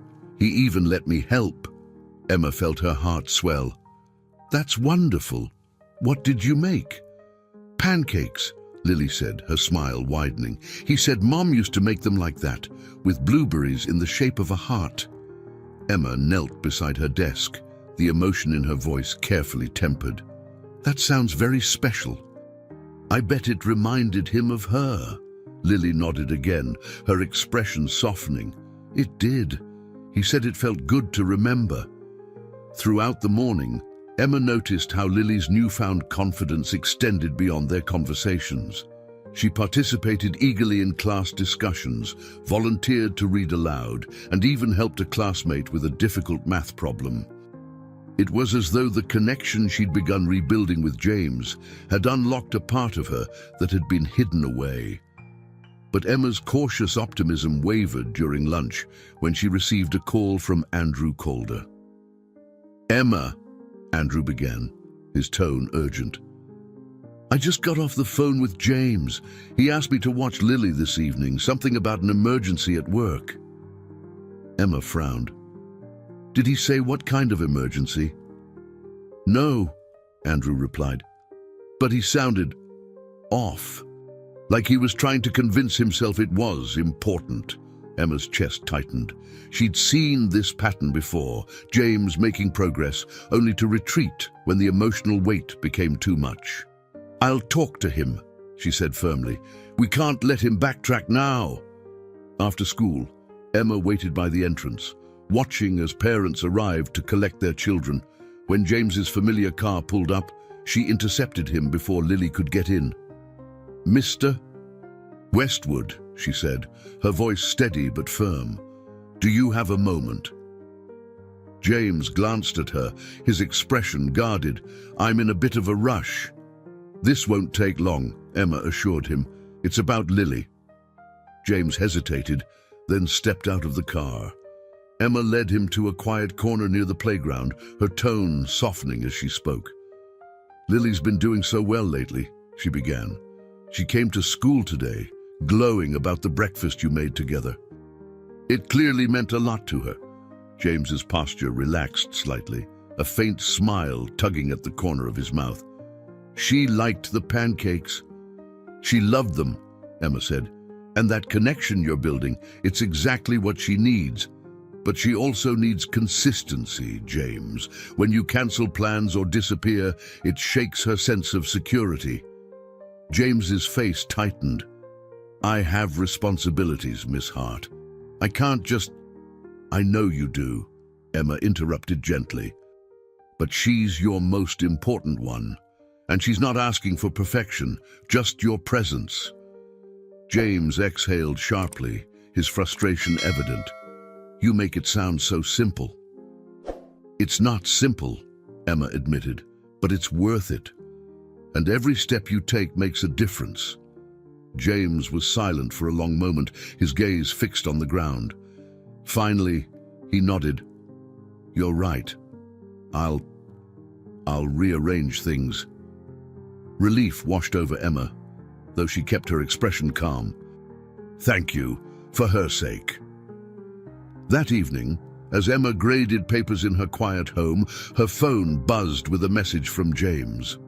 Thank you for pushing me today. I stayed home with Lily and we talked more about Emily. It was hard, but it felt right. Emma smiled, her heart heavy with gratitude and hope. She replied simply, You're doing the right thing. The next morning, Lily arrived at school with the same brightness as the day before. During art class, she created a drawing of her family, a smiling James, herself, and Emily, their hands joined beneath a tree. When she showed it to Emma, the teacher felt a lump rise in her throat. Miss Hart, Lily said softly, do you think Mom would be proud of me? Emma knelt to meet her gaze, her voice steady despite the emotion threatening to spill over. Lily, she would be so proud of how strong and kind and brave you are. Lily beamed, holding the drawing close to her chest. Uncle James said the same thing. As Emma watched her return to her desk, she felt a renewed sense of purpose. The road ahead for James and Lily would be long, but they were walking it together, and for the first time, it felt like they were truly moving toward a place of healing. A biting chill swept through the small town as December deepened, bringing with it the promise of the year's first snowstorm. At Lincoln Elementary, the staff prepared for the holiday break, their thoughts drifting between lesson plans and family gatherings. But for Emma Hart, there was no pause in her focus. The fragile progress James and Lily Westwood had made was her priority, and she knew they stood at a critical juncture. It was during a midweek staff meeting that Principal Wilkins approached Emma with an idea. Miss Hart, he said, his tone measured, I've been impressed by your dedication to Lily and her family. I wonder if you'd consider something, a class presentation for the holidays. It could be a way for the children to reflect on the year and express gratitude. Emma nodded thoughtfully. I think that's a wonderful idea. It could be especially meaningful for Lily. Wilkins smiled. I had a feeling you'd agree. Let's make it happen. Emma introduced the idea to her students the next day. They would create a short performance based on the theme of family, with each child contributing their own part, whether through art, writing, or storytelling. As expected, Lily approached the project with quiet enthusiasm. She spent hours after school working on her piece, a heartfelt letter addressed to her mother. Emma watched as the girl poured herself into the words, her small hands steady despite the weight of her emotions. When Lily shared her draft with Emma, the teacher was struck by the raw beauty of the letter. Dear Mom, I miss you every day. Uncle James misses you too, even though he doesn't say it a lot, but I think you'd be proud of us. We're trying really hard to be okay, and sometimes it feels like we are. I hope you know how much we love you. Love. Lily Emma blinked back tears as she read. Lily, this is beautiful. Would you like to read it during the presentation? Lily hesitated, then nodded. "Do you think Uncle James would like it?" "I think he'd love it," Emma said softly. The day of the presentation arrived with a flurry of snow and a buzz of excitement in the school auditorium. Parents and guardians filled the rows of seats, their chatter mingling with the nervous whispers of children backstage. Emma moved among her students, offering words of encouragement and adjusting costumes. When James arrived, Emma noticed immediately. He stood at the back, his tall frame commanding yet unassuming, scanning the room until his eyes landed on Lily. He gave her a small wave, and Lily's face lit up in response. The performance began with a group of students singing a cheerful holiday song, their voices filling the space with warmth. Next came a series of short skits and poetry readings, each child sharing their unique perspective on family and gratitude. When it was Lily's turn, she walked to the microphone clutching her letter, her steps tentative but purposeful. The room fell silent as she unfolded the paper, her small voice steady despite the trembling in her hands. "Dear Mom," she began, her words clear and poignant. As she read, her voice grew stronger, the emotions behind each word resonating deeply with the audience. By the time she finished, there wasn't a dry eye in the room. James, seated near the back, looked visibly moved. His normally composed demeanor cracked, and for a brief moment, Emma saw the full depth of his love and grief. After the presentation, the children gathered with their families in the decorated gymnasium, sharing cookies and warm drinks. Lily led James to the corner where her letter was displayed alongside her classmates' work. She pointed to it proudly, her smile bright and unguarded. "Uncle James, did you like it?" she asked, her voice filled with hope. James knelt beside her, his expression softening. "I loved it, Lily. Your mom would be so proud of you." Lily threw her arms around him, and for the first time, James hugged her back without hesitation. It was a moment of unspoken healing, a bridge built from shared pain and newfound connection. As the evening wound down, Emma found herself alone with James for a moment. He approached her, his usual guardedness replaced by quiet gratitude. "Miss Hart," he began, his voice steady but full of emotion. "Thank you for everything. I don't think we'd be here without you." Emma smiled, her own eyes misting. "You and Lily did the hard work, James. I just gave you a little push." James nodded, his gaze drifting to where Lily was laughing with her classmates. "She's everything. I see that now." "And she sees that you're trying," Emma said gently. "That's all she's ever wanted." As Emma left the school that night, the first snowflakes of the storm began to fall, blanketing the town in a quiet, pristine white. She walked to her car with a deep sense of fulfillment, knowing that the bonds between James and Lily had grown stronger, strong enough, she hoped, to weather whatever storms lay ahead. For the first time in months, Emma felt at peace. They weren't just surviving anymore, they were healing, and that, she knew, was the greatest gift of all.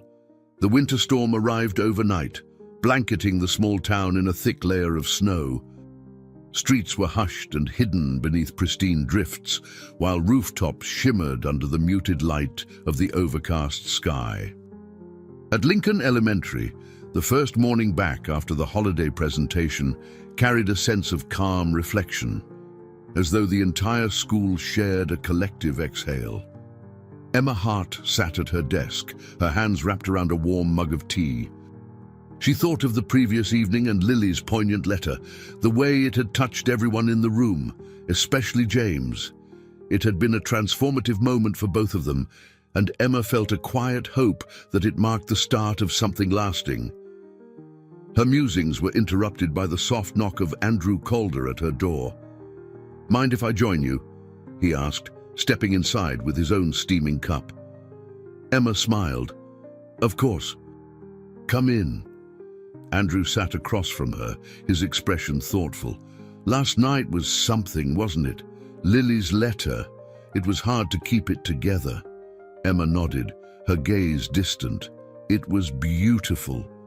And the way James responded, it felt like he finally let his guard down, even if just for a moment. Andrew leaned back, his tone measured. "Do you think it'll stick, or is this just another fleeting step forward?" Emma sighed. "I think it's both. Healing isn't a straight line, but I feel like James and Lily turned a corner last night. Now it's about keeping the momentum." Andrew nodded. "I saw him talk to Catherine before he left. It looked amicable." Emma tilted her head. "Catherine Barnes, Emily's colleague?" "Yes," Andrew confirmed. "She's been quietly keeping tabs on James and Lily. She told me she's encouraged by how far they've come." "That's good to hear," Emma said, feeling a flicker of relief. "They'll need all the support they can get." Later that morning, Lily arrived at school with an energy that radiated across the classroom. She greeted Emma with a hug, a rare and heartwarming gesture that made the teacher smile. "Miss Hart, guess what?" Lily said, her voice bright. "Uncle James said he wants to make pancakes again this weekend. He said I can even pick the shape this time." Emma crouched to meet Lily's gaze, her tone light and teasing. "What shape are you going to choose? Maybe a star," Lily said, grinning, "or a snowman." "I think those are excellent choices," Emma replied warmly. "And it sounds like you two are having a lot of fun together." Lily nodded, her expression softening. "We are. It feels different, like he's not so far away anymore." Emma's heart swelled at the words. "That's because you're both working so hard to understand each other." "I'm so proud of you, Lily." Lily beamed, her confidence shining through. "Thank you, Miss Hart. I couldn't have done it without you." Throughout the day, Emma kept a watchful eye on Lily, marveling at the girl's transformation. She participated eagerly in every activity, her quiet resilience giving way to a newfound sense of belonging. At lunch, she sat with a group of classmates, laughing and chatting as though the weight of the past had finally begun to lift. But as the day wore on, Emma noticed a subtle shift. Lily grew quieter during the afternoon lessons, her gaze drifting out the window to the snow-covered playground. During dismissal, she lingered by her desk, her backpack still unopened. "Lily," Emma said gently, approaching her, "is everything okay?" Lily hesitated, then nodded. "I'm just thinking." "About what?" Emma asked, her voice soft. Lily looked down at her hands. "About Mom. Last night, I felt like she was watching us, like she knew we were trying to be okay." Emma knelt beside her, the tenderness in her tone unwavering. "I think she'd be so proud of you, Lily, and of your uncle too. She loved you both so much, and I know she'd want you to keep finding joy together." Lily smiled faintly, her eyes glistening. "I think she'd like that we're making pancakes." "I think she'd love it," Emma agreed. "And she'd love the star or snowman shapes too." That evening, as Emma left the school, she noticed James's car parked outside. He was waiting for Lily, his expression calm as he waved her over. Lily ran to him, her laughter bright against the fading light. Before they drove off, James rolled down the window, his gaze meeting Emma's. "Miss Hart," he said, his voice steady, "I just wanted to say thank you for everything." Emma smiled, her breath visible in the crisp air. "You're doing the hard work, James. Lily's lucky to have you." James hesitated, then nodded. "We're lucky to have you." As they pulled away, Emma watched them go, her heart full. The journey ahead would undoubtedly hold more challenges, but for now, there was a sense of peace, a quiet assurance that the bonds between James and Lily had grown strong enough to endure. And for Emma, that was enough. The week after the holiday performance brought a quiet lull to the bustling halls of Lincoln Elementary. Snow continued to pile against windowsills, muffling the sounds of the outside world and casting a soft glow across the school grounds. Inside her classroom, Emma Hart found herself reflecting on the past few months, the unexpected journey that had brought her closer to Lily Bennett and her uncle, James Westwood. Lily was thriving in ways Emma had dared to hope for but hadn't fully expected. Her newfound confidence shone brightly in the classroom. She volunteered answers with enthusiasm, laughed freely with her friends, and even took pride in helping younger students during recess. But what struck Emma most was the joy Lily seemed to carry with her now, a stark contrast to the shy, uncertain girl who had first caught Emma's attention. One morning, as the students filed into the classroom, Lily approached Emma's desk holding a small, wrapped package. "Miss Hart," Lily said shyly, setting the gift down. "This is for you." Emma smiled warmly, her heart swelling. "Thank you, Lily. Can I open it now?" Lily nodded eagerly. Emma carefully unwrapped the paper to reveal a framed drawing of a tree. Its branches were adorned with names written in Lily's neat handwriting: Mom, Uncle James, Miss Hart, Mr. Calder. Beneath the tree, in smaller letters, were the words, "My family." Emma's eyes filled with tears. She looked at Lily, her voice soft with emotion. "This is the most beautiful gift I've ever received. Thank you, Lily." Lily grinned, her cheeks flushing with pride. "I wanted you to have it because you're part of my family too." Emma pulled Lily into a gentle hug, her voice steady despite the lump in her throat. "That means the world to me, Lily. And I'll always be here for you." Later that day, during lunch, Emma sat with Andrew Calder in the staff room. She showed him the drawing, her smile brimming with pride and emotion. "She's come so far," Emma said, setting the frame on the table. "It's incredible to think about where she was just a few months ago." Andrew nodded, his expression thoughtful. "And James, how's he doing?" Emma considered the question carefully. "He's trying. You can see it in the little things, how he talks to her, the way he shows up now. It's not perfect, but it doesn't have to be." Andrew leaned back in his chair, a satisfied smile playing on his lips. "You've done something remarkable, Emma. You've given them a chance to find each other." Emma shook her head, though her smile remained. "They did the hard work. I just pointed them in the right direction."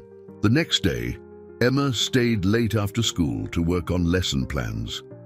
The building was quiet, the usual hum of activity replaced by the faint sound of the janitor's mop swishing down the hallway.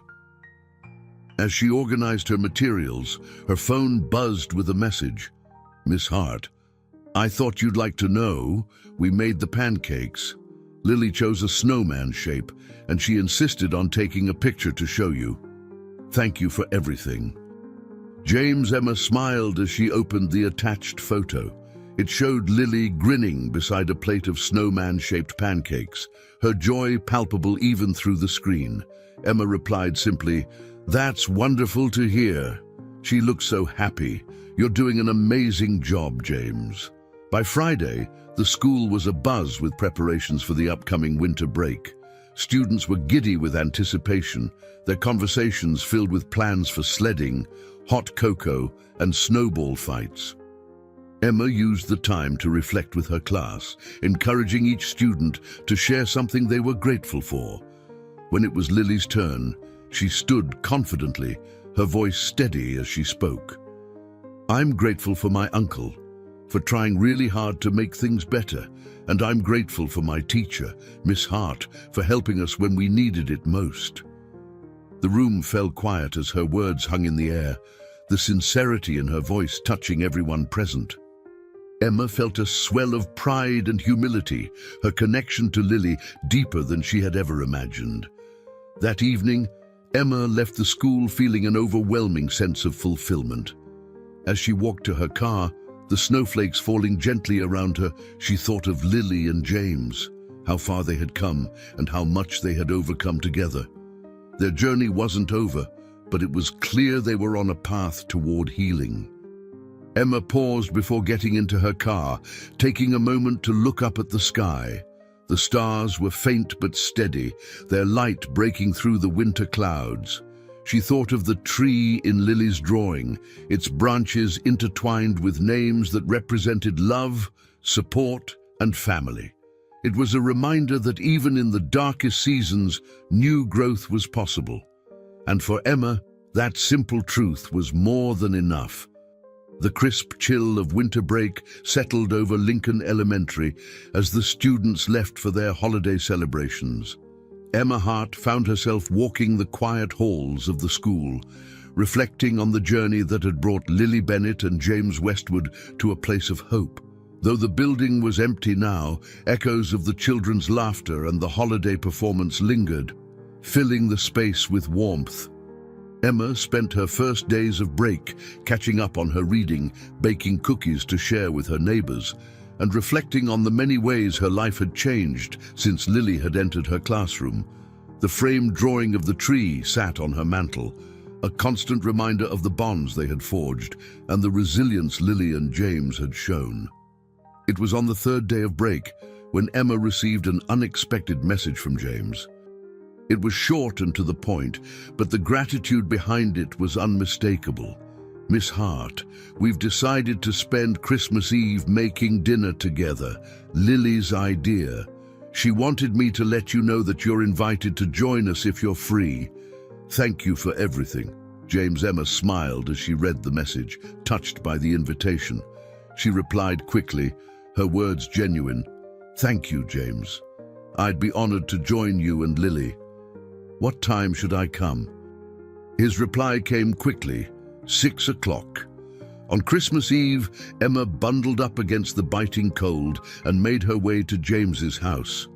The snow on the ground sparkled beneath the soft glow of the streetlights, and the faint sound of carolers echoed from somewhere in the distance. Emma carried a small tin of homemade cookies, her heart warmed by the thought of spending the evening with Lily and James. When she arrived, Lily opened the door, her face lighting up with excitement. "Miss Hart, you came!" Emma knelt to hug her, the warmth of the house a welcome contrast to the chill outside. "Of course I did. I wouldn't miss it." Inside, the house was modestly decorated but cozy.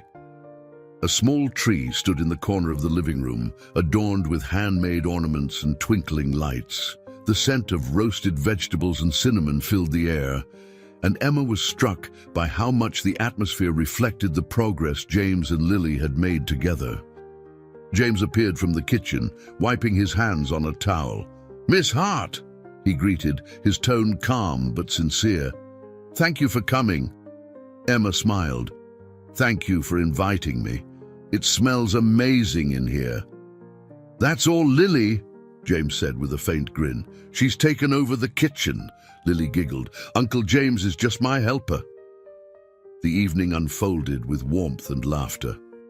Lily proudly showed Emma the dishes she had helped prepare, from the perfectly roasted chicken to the apple pie cooling on the counter. They sat together at the table, sharing stories and jokes, and Emma was struck by the ease with which James and Lily interacted now. The tension and uncertainty that had once marked their relationship were replaced by a quiet understanding and genuine affection. After dinner, they gathered in the living room, where Lily presented Emma with a small gift, a hand-painted ornament shaped like a snowman. "I made it for you," Lily said, her eyes shining, "so you can always remember our pancakes." Emma laughed, touched by the gesture. "Thank you, Lily. I'll treasure it." As the evening wound down, James walked Emma to the door. The two stood for a moment in the crisp night air, the snow falling softly around them. "Miss Hart," James began, his voice steady, "I don't think I can ever thank you enough for what you've done for us." Emma shook her head. "James, you've done so much for Lily and for yourself. I just gave you a nudge in the right direction." He met her gaze, his expression unguarded for the first time. "It's more than that. You gave us hope when we didn't know how to find it. You've changed our lives." Emma felt her throat tighten with emotion. "And you've reminded me why I became a teacher. Watching Lily grow and seeing you both heal, it's been the greatest gift I could ask for." James nodded, his gratitude clear. "Thank you, Emma, for everything." As Emma walked to her car, she felt a deep sense of fulfillment. The bonds they had formed, the love and resilience they had rediscovered, were stronger than she could have ever imagined. For the first time, she truly believed that James and Lily would be okay, that their journey together was just beginning. And for Emma, knowing she had played a part in their transformation was enough to fill her heart with joy. The days between Christmas and New Year's carried a peaceful stillness that Emma's heart welcomed. The town was quiet, blanketed in fresh snow that muffled footsteps and brought an ethereal calm. Emma spent her evenings curled up with a book or journaling about the journey she had witnessed between Lily Bennett and James Westwood. Their growth, both individual and as a family, remained a source of deep inspiration. As the new year approached, Emma received a surprise invitation from James. The message was simple but thoughtful. "Miss Hart, we're hosting a small dinner for New Year's Eve. Lily insists you must come. She's made a plan she won't tell me about. Hope you can join us." Emma smiled as she read the message, touched once again by their thoughtfulness. Her reply was quick and genuine. "I wouldn't miss it. See you at 7. The evening arrived with a clear, star-filled sky, the air crisp with the promise of a fresh start. Emma dressed warmly and made her way to James's home, carrying a small bouquet of flowers for Lily and a bottle of sparkling cider to share. The sight of the glowing windows and the faint sound of laughter as she approached filled her with anticipation. Lily greeted her at the door, her excitement barely contained. "Miss Hart, you're here." Emma knelt to hug her, grinning. "Of course I am. Now, what's this plan you've been keeping secret?" Lily giggled, taking Emma's hand and leading her inside. "You'll see." The house was warm and inviting, with candles flickering on the mantel and soft music playing in the background. James appeared from the kitchen, his expression calm but welcoming. "Miss Hart," he said, nodding, "thank you for coming." "Thank you for inviting me," Emma replied. "It smells amazing in here." "Lily insisted we cook everything together," James said with a faint smile. "She's taken the lead. She's a natural," Emma said, laughing as Lily tugged her toward the dining room. The table was set beautifully, with hand-drawn place cards that Lily had clearly worked hard on. Emma's card featured a small illustration of a tree, much like the one from her holiday gift. Dinner was a lively affair, filled with laughter and stories. Lily's confidence shone as she described her plans for the new year, from learning how to bake a cake to trying out for the school play. James listened attentively, his pride evident in the way he encouraged her dreams. As the meal wound down, Lily disappeared into the living room, returning with a small wrapped box. "This is for you, Uncle James," she said, holding the gift out with both hands. "I made it myself." James looked momentarily taken aback, but accepted the gift with care. He unwrapped it slowly, revealing a framed drawing of the three of them, James, Lily, and Emma, standing beneath a large tree. The branches were filled with tiny hearts, each one bearing a name or word: Mom, love, family, home. James stared at the drawing, his expression softening as emotion flickered across his face. "Lily, this is beautiful. Thank you." Lily beamed. "I wanted you to know that we're a family now. You, me, and all the people who've helped us." Emma felt her throat tighten as she watched the exchange. It was a moment of pure love and understanding, a culmination of months of growth and healing. As midnight approached, They gathered in the living room to watch the countdown on television. Lily nestled between James and Emma on the couch, her small hands clasped in theirs. When the clock struck 12, they cheered softly, raising their glasses of sparkling cider in a toast. "To new beginnings," James said, his voice steady and warm, "and to the people who make them possible." Lily clinked her glass against theirs, her smile bright. "To family." Emma felt tears prick her eyes as she joined the toast. "To family." After the celebration wound down, Emma prepared to leave, her heart full. At the door, James stopped her, his expression thoughtful. "Miss Hart," he began, his voice quieter now, "I know I've said it before, but I need you to understand how much you've done for us. You didn't just help Lily, you helped me see what it means to truly show up for someone." Emma placed a hand on his arm, her tone gentle. "James, you've done the work. You've found your way back to Lily, and that's the most important thing." He nodded, his gratitude evident. "You'll always be a part of this family. I hope you know that." Emma smiled, the depth of his words settling over her. "Thank you. That means more to me than I can say." As she walked to her car under the starlit sky, Emma felt an overwhelming sense of peace. The journey she had witnessed, the transformation of a fractured family into something whole, was a testament to the power of love, resilience, and the quiet strength of connection. For Emma, the new year held the promise of more stories, more lives to touch, and more hope to nurture. And as she drove away, the stars above seemed to shine just a little brighter. The months following the new year unfolded like a gentle thaw, the once harsh edges of winter giving way to soft sunlight and the promise of spring. At Lincoln Elementary, Emma Hart watched as Lily Bennett continued to blossom, her confidence and joy radiating in every interaction. James Westwood, too, became a more frequent presence in Lily's life at school, attending parent-teacher meetings, volunteering for events, and even joining the occasional classroom project. For Emma, their progress was a testament to the resilience of the human spirit and the quiet power of love. But she also knew that the bonds they had forged needed nurturing, especially as life's challenges continued to test them. One late afternoon in March, Emma received an envelope at the school's front office. It was addressed in James's neat handwriting, and inside was a note written on thick, cream-colored stationery. The words were simple yet profound. "Miss Hart, thank you for being our guiding light during a time of darkness. Lily and I are forever grateful for your kindness and strength. To show our appreciation, we've made a donation to the school in Emily's name. We hope it will help other children find the support and love you've given us." With deepest gratitude, James and Lily Emma felt her throat tighten as she read the letter. Tucked inside was a check for a substantial sum, enough to fund several new programs for the school.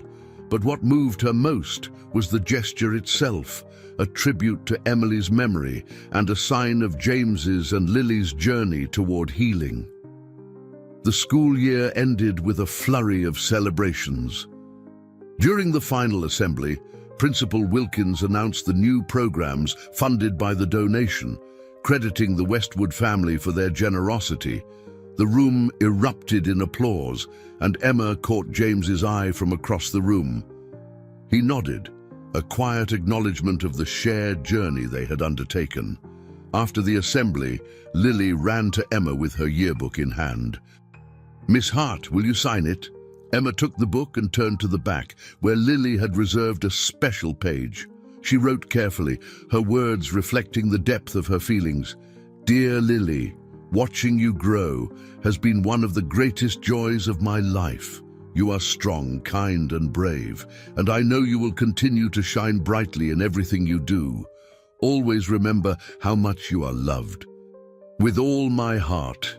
Miss Hart. Lily hugged her tightly, her small arms conveying a gratitude words could not. The summer brought new beginnings for everyone. James and Lily spent the warmer months traveling to places Emily had once dreamed of visiting, taking photos and creating memories that honored her legacy. They sent Emma postcards from each stop, filled with Lily's handwriting and cheerful updates. In late August, Emma received a final postcard. It showed a picture of a tree, its branches heavy with blossoms. On the back, Lily had written, "Dear Miss Hart, we saw this tree, and it reminded us of the one I drew for you. Uncle James says it's a sign of how we've grown together. Thank you for helping us find our way. Love." Lily. Emma placed the postcard on her mantle beside Lily's drawing, her heart full. The new school year began with fresh faces and new challenges, but Emma carried the lessons of the past year with her. She saw each student as a story waiting to unfold, each one a chance to make a difference. And though her days were busy, she never forgot the family that had changed her life as much as she had changed theirs. One crisp autumn morning, as Emma prepared her classroom, a familiar voice called out from the doorway. "Miss Hart." She turned to see James and Lily standing there, their smiles bright against the backdrop of the morning light. Lily held a small gift bag, her excitement barely contained. "We wanted to stop by," James said, his tone warm. Lily insisted. Lily stepped forward, handing Emma the bag. Inside was a small plaque with an inscription that read, "For Miss Hart, with love and gratitude, from James and Lily Westwood." Emma felt tears prick her eyes as she looked at them. "Thank you," she said, her voice thick with emotion. "This means so much to me." James nodded, his expression steady. "You mean so much to us." Lily threw her arms around Emma, her hug fierce and filled with love. "We wouldn't be here without you, Miss Hart." Emma held her close, her heart overflowing. "And I wouldn't be the person I am without you too." As they left, Emma placed the plaque on her desk, its presence a reminder of the lives they had changed together. Outside, the autumn leaves danced in the breeze, their vibrant colors a symbol of transformation and hope.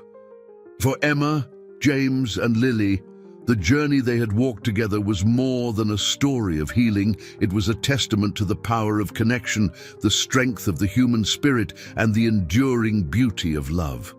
It was a journey that would stay with them forever, etched into their hearts like the branches of a tree reaching toward the sky. I hope you enjoyed today's story. Subscribe to the channel so you don't miss more stories like this. Leave a like and comment below what you thought of the story. See you in the next video.